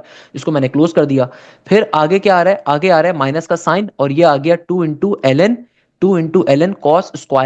और देखो नीचे होल डिवीजन के जो नीचे होल डिवीजन के जो ये वाली वैल्यू आ रही थी, तो यहाँ पे मैथ्स का बेसिक कॉन्सेप्ट अप्लाई करो। इस टर्म के नीचे कुछ भी नहीं है तो क्या है, 1 है। तो नीचे वाली टर्म जब नीचे से ऊपर जाएगी, तो जब ये नीचे वाली टर्म नीचे से ऊपर जाएगी तो रेसिप्रोकेट फॉर्म में लिखी जाएगी। तो रेसिप्रोकेट फॉर्म में जाके लिखी जाएगी तो क्या बन जाएगा, ये बन जाएगा मेरे पास 1/2x+1 का होल स्क्वायर। तो ये इस क्वेश्चन का फाइनल आंसर होगा। अगर तो ये क्वेश्चन पेपर में आ रहा था तो ये इस क्वेश्चन का फाइनल आंसर होना चाहिए। तो आप इसको फर्दर सिंप्लीफाई कर सकते हो, ब्रैकेट्स को ओपन करवाओगे, ये वाली टर्म अंदर वाली तमाम टर्म से आके मल्टीप्लाई हो जाएगी। अगर तो क्वेश्चन फर्दर सिंप्लीफिकेशन करने को कह रहा है, मगर देखो डेरिवेटिव अप्लाई करना कोई मुश्किल काम नहीं होता, बच्चों वाला काम होता है। तो भाई देखो ये क्या आ गया, ये आ गया नेगेटिव का sin 2x ऊपर एज इट इज, और नीचे आ रहा था मेरे पास यहाँ पे cos²x, जो नीचे वाली वैल्यू है अंदर आके तमाम टर्म से मल्टीप्लाई होगी। तो यहाँ पे आ जाएगा ये 2x+1 का होल स्क्वायर, फिर माइनस का साइन यहाँ पे मौजूद है 2 इंटू ln cos²x, इसके नीचे भी आ जाएगा क्या 2x+1 का होल स्क्वायर। अगेन डिपेंड करता है, अगर तो ये क्वेश्चन आ रहा था इसको ऐसे सिंप्लीफाई करना था, इसको फर्दर इस स्क्वायर को इससे एक ये 2x+1 कैंसिल आउट हो जाएगा। तो इसका फाइनल फाइनल फाइनल आंसर क्या होगा, इसका final final final final answer क्या होगा, नेगेटिव का sin 2x, और नीचे डिवीजन के अंदर ये आ गया cos²x इंटू यहाँ पर आ गया 2x+1, फिर यहाँ पे माइनस का साइन, ये आ जाएगा 2ln cos²x, और नीचे डिवीजन में 2x+1 का होल स्क्वायर। ये इसका फाइनल फाइनल फाइनल आंसर था। देखो डिपेंड करता है क्वेश्चन क्या, अगर तो ये क्वेश्चन आ रहा है इस तरीके से सॉल्व हो जाएगा। तो मैंने आपको एक एक चीज करके दिखाई है, मैंने कोई भी काम अपने पास से नहीं करा, सिंपल तरीके से हमने सॉल्व किया। इसको कैसे सॉल्व किया, दोबारा लॉजिक को समझ लो, किसी को अगर बात क्लियर नहीं होती। देखो ऊपर गिवन था ln cos²x, नीचे आ रहा था 2x+1, डेरिवेटिव अप्लाई करना है, डेरिवेटिव का डिवीजन फॉर्मूला, डिवीजन फॉर्मूला कहते हैं नीचे वाली टर्म का नीचे स्क्वायर करोगे, नीचे वाली टर्म को एज एक दफा ऊपर लिखोगे, फिर ऊपर वाली टर्म का डेरिवेटिव लोगे। तो ln cos² का डेरिवेटिव क्या होगा, ln का डेरिवेटिव में फॉर्मूला 1/फंक्शन, और फिर फंक्शन का डेरिवेटिव लोगे। तो cos² का डेरिवेटिव क्या होगा, पावर फॉर्मूला, पावर पहले आएगी, पावर में से एक माइनस करके लिखा, फिर बेस का डेरिवेटिव। तो cos x का डेरिवेटिव क्या होता है, नेगेटिव का sin x, फिर माइनस का साइन डिवीजन फॉर्मूले का। अब जिस टर्म का डेरिवेटिव ले चुके उसको एज इट इज रहने दोगे, जिस टर्म का डेरिवेटिव नहीं है उसको डेरिवेटिव अप्लाई करोगे। तो 2x+1 का डेरिवेटिव क्या होगा, 2 के बराबर होगा मेरे प्यारे बेटे। अब इसको सिंप्लीफाई कैसे करवाया कि देखो ये 2x+1 एडिटिस कैरेटिस, और यहाँ पे देखो आपने सिंपल साइन का डबल एंगल फॉर्मूला क्लोज कर दिया, तो नेगेटिव का साइन मैंने पहले लिख दिया, और सिंपल तरीके से 2 sin x cos x क्या होता है, sin 2 एंगल के बराबर, माइनस का वैल्यू 2ln cos²x, 2 पहले मैंने लिख दिया और ln cos² एडिटिस कैरेटिस आ गया। और देखो नीचे होल डिवीजन में, नीचे होल डिवीजन में ये जो 2x+1 का होल स्क्वायर था ना, मैथ्स का बेसिक कॉन्सेप्ट क्या है, एक से ज्यादा टर्म्स अगर डिवाइड हो रही हो, सबसे नीचे वाली टर्म नीचे से ऊपर जाकर रेसिप्रोकेट फॉर्म में लिखी जाएगी। तो भाई नीचे वाली टर्म नीचे से ऊपर जाकर रेसिप्रोकेट फॉर्म में लिखी गई। अब हो सकता है ये आपका आंसर हो, मुझे नहीं पता, क्योंकि देखो यहाँ पे ऑप्शन तो गिवन नहीं है ना, यहाँ पे कोई ऑप्शन तो गिवन नहीं है। बड़ी बात है कि बच्चे ने क्वेश्चन शेयर कर दिया, ऑप्शन तो गिवन नहीं है, तो मैंने इसको फर्दर सिंप्लीफाई कैसे करूंगा। अगर फर्दर सिंप्लीफाई करने को कहा जाता तो भाई ये बाहर वाला जो 1/2x+1 था, अंदर वाली दोनों टर्म से आके मल्टीप्लाई होगा। तो भाई ये एक दफा इसके साथ भी नीचे लिखा जाएगा, ये क्या काम कर रहा था देख लो इसको गौर से। तो भाई ये एक दफा ये इस टर्म के साथ भी लिखा जाएगा, फिर एक दफा ये 2ln cos² के साथ भी लिखा जाएगा। तो ऊपर चूंकि 2x प्लस का 1 आ रहा था, तो उसने एक स्क्वायर को कैंसिल आउट कर दिया, तो ये बन गया नेगेटिव का sin 2x, और नीचे डिवीजन में आ गया cos² x into 2x plus का 1, और यहाँ पे आ गया 2ln cos²x, नीचे डिवीजन में 2x+1 का होल स्क्वायर। तो ये आपका आपका फाइनल फाइनल फाइनल आंसर आता है इस क्वेश्चन का।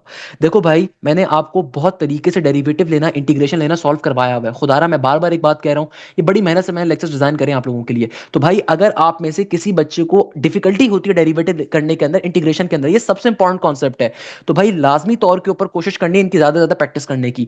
भाई इस मेरे पास अभी तक जितने पेपर्स हैं मैं सारे आपको सॉल्व करवा रहा हूं। ऑल्दो रोजे की हालत के अंदर भाई मैंने मल्टीपल क्वेश्चन भी आपको सॉल्व करवाए हैं, तो ये सारे के सारे जो हमारे ई कैट के यूईटी के आज फर्स्ट डे के क्वेश्चन है मैं आपको सॉल्व करवा रहा हूं। लाजमी तौर के ऊपर कोशिश करनी है, अपने दोस्तों के साथ भी शेयर करो। और जो न्यू बैच स्टार्ट हो रहा है date is starting from the 23rd of March, तो इसका हिस्सा आपने लाजमी तौर पे बनना है, क्योंकि इस बैच के अंदर आपको तमाम के तमाम सब्जेक्ट्स लाइव क्लासेस में पढ़ाए जाएंगे। बेटा तमाम के तमाम सब्जेक्ट्स क्या होंगे, लाइव क्लासेस के अंदर कवर करवाए जाएंगे, एक एक चीज आपको लाइव क्लासेस में पढ़ाई जाएगी। सेकंड नंबर के ऊपर याद रखिएगा, ना सिर्फ लाइव क्लासेस में कंप्लीट कोर्स कवर होगा, बल्कि आपकी पाकिस्तान की तमाम टॉप यूनिवर्सिटीज की तैयारी कवर करवाई जाएगी, चाहे वो आपके पास फास्ट हो, चाहे वो यूईटी हो, चाहे वो नस्ट हो, चाहे वो जीआईकेआई हो, चाहे वो एनईडी यूनिवर्सिटी हो, चाहे वो नस्ट बिजनेस स्कूल हो, चाहे वो आपके पास कॉमसेट्स हो, चाहे वो प्याज हो, चाहे वो एनटीएस हो, चाहे वो आपके पास मेहरान हो, चाहे वो आपके पास दाऊद हो, चाहे वो कराची यूनिवर्सिटी हो। पाकिस्तान की तमाम टॉप यूनिवर्सिटीज की तैयारी कवर करवाई जाएगी, चाहे वो लाहौर स्कूल ऑफ इकोनॉमिक्स हो, और एक मामूली सी फीस के अंदर। ये नहीं कि आप हर यूनिवर्सिटी के अलग पैसे दोगे, ई कैट पढ़ने के अलग पैसे दोगे, नेट पढ़ने के अलग पैसे दोगे, या बी कैट पढ़ने के अलग पैसे दोगे, ऐसा मजाक नहीं होता। प्रॉपर डेडिकेटेड फैकल्टी होती है। मैं आपको एक चीज की गारंटी दे सकता हूं, आपका कोई भी दोस्त, बेटा मैं आपको एक गारंटी दे सकता हूं, आपका कोई भी दोस्त किसी भी इंस्टीट्यूट के अंदर अगर बैठा हुआ है, वो किसी भी महंगे से महंगे कोचिंग सेंटर में अगर बैठा हुआ होगा ना, वो फैसिलिटी जो उसको वहां पे मिल रही होंगी ना, उससे ज्यादा अच्छी फैसिलिटीज मैं प्रोवाइड करूंगा। और मैं ओपनली अपने बच्चों से कहता हूं कि भाई अगर आपको लगता है कि कोई फैसिलिटी आपको नहीं मिल रही और किसी और इंस्टीट्यूट में मिल रही है, आप हमें वो भी बताएं, मैं आपको वो भी इंशाल्लाह प्रोवाइड करूंगा। आपकी लाइव क्लासेस में तमाम कोर्स कवर होगा। ना सिर्फ तमाम कोर्स कवर होगा, बेटा ये मजाक नहीं होगा कि एक ही कोई टीचर है बैठ के जिसकी अपनी क्वालिफिकेशन कोई नहीं है, जिसकी अपनी कोई क्वालिफिकेशन ना हो, वही बैठ के फिजिक्स पढ़ाए, वही मैथ्स पढ़ाए, वो केमिस्ट्री पढ़ाए, वो इंग्लिश पढ़ाए, वो बायो भी पढ़ा दे माशाल्लाह से। तो ऐसी कोई फनकारी नहीं होने वाली। तो भाई आपको तमाम सब्जेक्ट्स प्रॉपर पाकिस्तान की टॉप की एप्टीट्यूड की फैकल्टी पढ़ाएगी, वो फैकल्टी जिसका अपना प्रोफेशनली कोई तजुर्बा मौजूद है। मेरे पास जो टीचर्स अवेलेबल है बेटा, वो ओरेकल के टीचर्स हैं। कभी आप सुनिएगा, सॉफ्टवेयर दुनिया का सबसे बड़ी सॉफ्टवेयर हाउस कंपनी है ओरेकल, जो आपकी इंटरप्राइज जो इंटेलिजेंस की कंपनी होती है ना, ये जो आपकी इंडस्ट्रियल बेसिकली कंपनी होती है, इस तरह सैप है, एसएपी, वैसे ओरेकल। अल्हम्दुलिल्लाह वहां के इंजीनियर्स मेरे पास मौजूद हैं। मेरी खुद क्वालिफिकेशन जीएसके की है, अल्हम्दुलिल्लाह दुनिया की सबसे बड़ी फार्मास्यूटिकल कंपनी, उसको छोड़ के मैं अपने ब्रांड के ऊपर वर्किंग कर रहा हूं। तो मेरे पास वो टीचर्स हैं। मेरे पास पाकिस्तान की सबसे बड़ी इलेक्ट्रिक कॉर्पोरेशन कंपनी के जो डिप्टी मैनेजर थे वो पढ़ा रहे हैं, सर बिलाल जिया फिजिक्स पढ़ाते हैं। इसके अलावा पोजीशन होल्डर्स हैं डिफरेंट अपने बोर्ड्स के, वो पढ़ा रहे होते हैं। इसके अलावा अपने सब्जेक्ट स्पेशलिस्ट होते हैं, पीएचडी होल्डर्स होते हैं, जो मेरे बैचेस में आके पढ़ाते हैं। पाकिस्तान के टॉप बिजनेस स्कूल की टीचर मिस जोहा जैन, वो पढ़ा रही होती हैं आईबी की और नस बिजनेस स्कूल की क्लासेस को वो कंडक्ट करती हैं। तो point is that her subject की एक स्पेसिफाइड फैकल्टी होती है। ऐसा नहीं हो सकता कि एक ही टीचर मैथ्स पढ़ाए, फिजिक्स पढ़ाए, ये पॉसिबल ही नहीं है भाई। सर बिलाल जिया का तजुर्बा फिजिक्स के अंदर अगर होगा तो फिजिक्स उनकी बहुत अच्छी होगी। अगर मेरा मैथ्स का तजुर्बा तो मेरी मैथ्स अच्छी होगी, मेरी फिजिक्स नहीं होगी अच्छी। ये नॉर्मल सी बात है। तो किसी भी इंस्टीट्यूट को जब आप चूज करो तो ये चीज लाजमी तौर पर देखो। अक्सर बच्चे बेवकूफ बन जाते हैं कि भाई इस तरह की फनकारी के ऊपर, ऐसा पॉसिबल ही नहीं है कि बेटा एक ही बंदा सारे सब्जेक्ट पढ़ा सके, ऐसा पॉसिबल ही नहीं है। मैं आपको गारंटी दे सकता हूं, रिमेंबर दिस थिंग।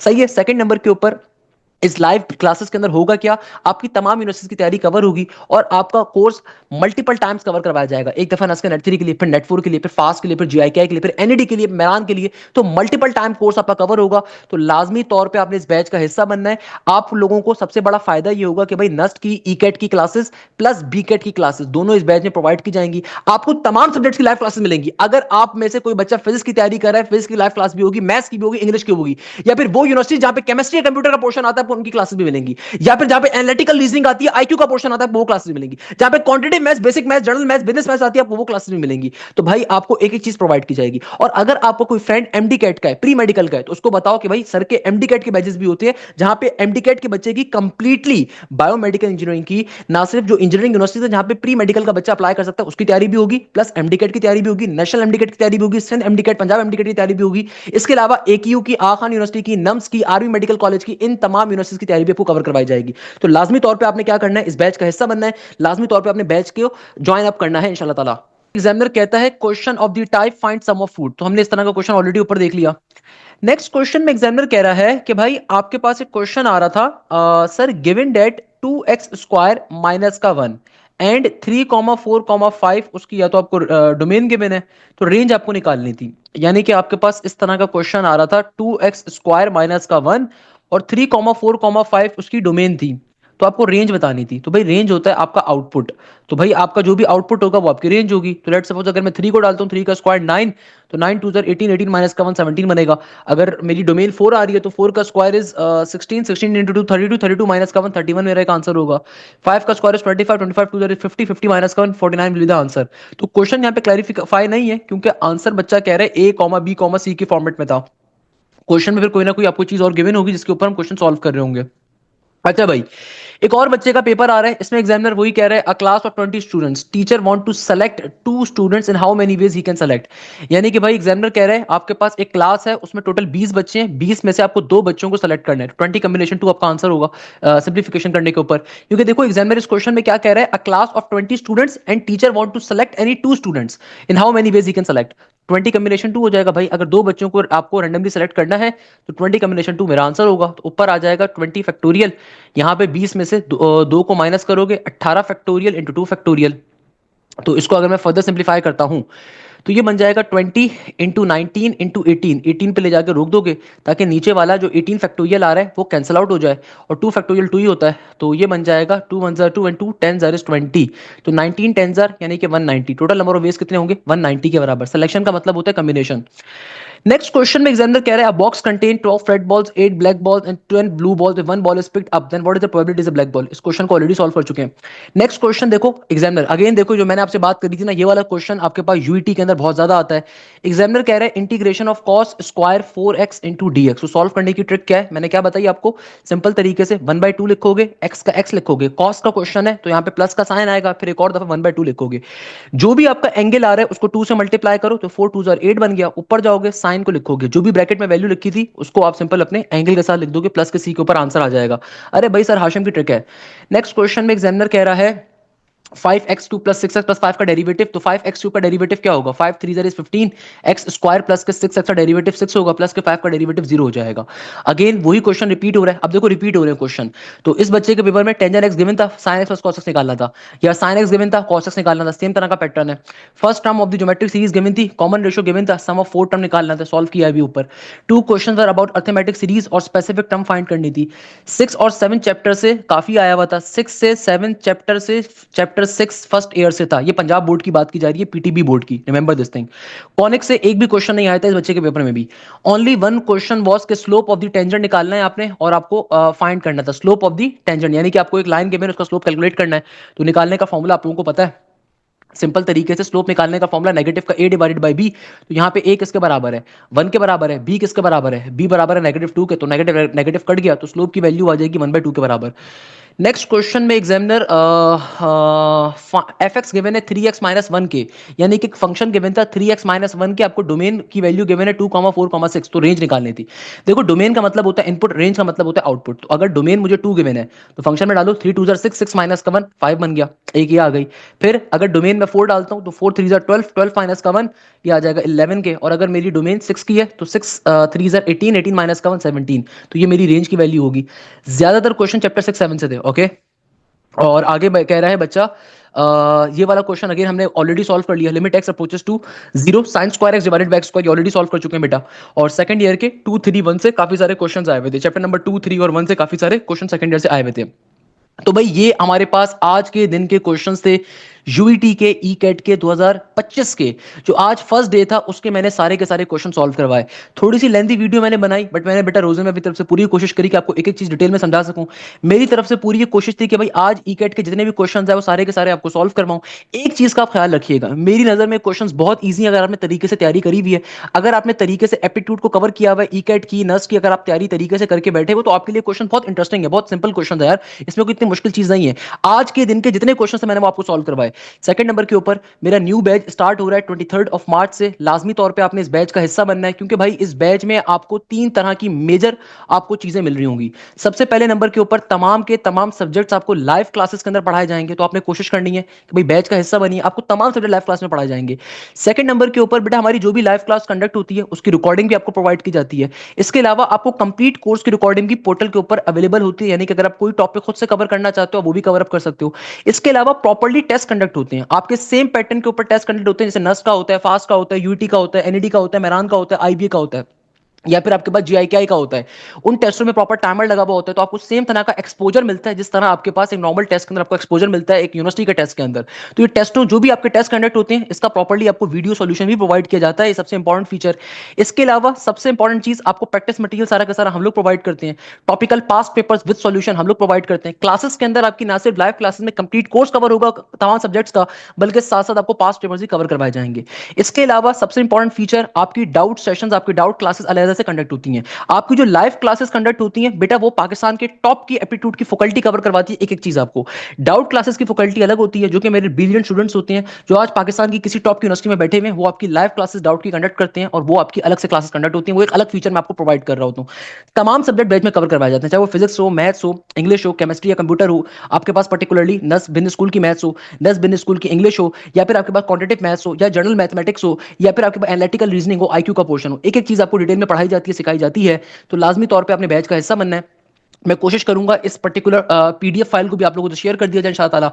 तो आज के दिन के ये क्वेश्चंस थे जिनको मैंने आपको सॉल्व करवाया, मुझे बहुत सारी दुआओं में याद रखिएगा, और स्पेसिफिकली इन बच्चों को अपनी दुआओं में याद रखिएगा जिन्होंने क्वेश्चंस अपने शेयर किए। तो यहीं पे इस क्लास को एंड करते हैं। जज़ाकल्लाह, thank you so much. Hashim Zia signing of.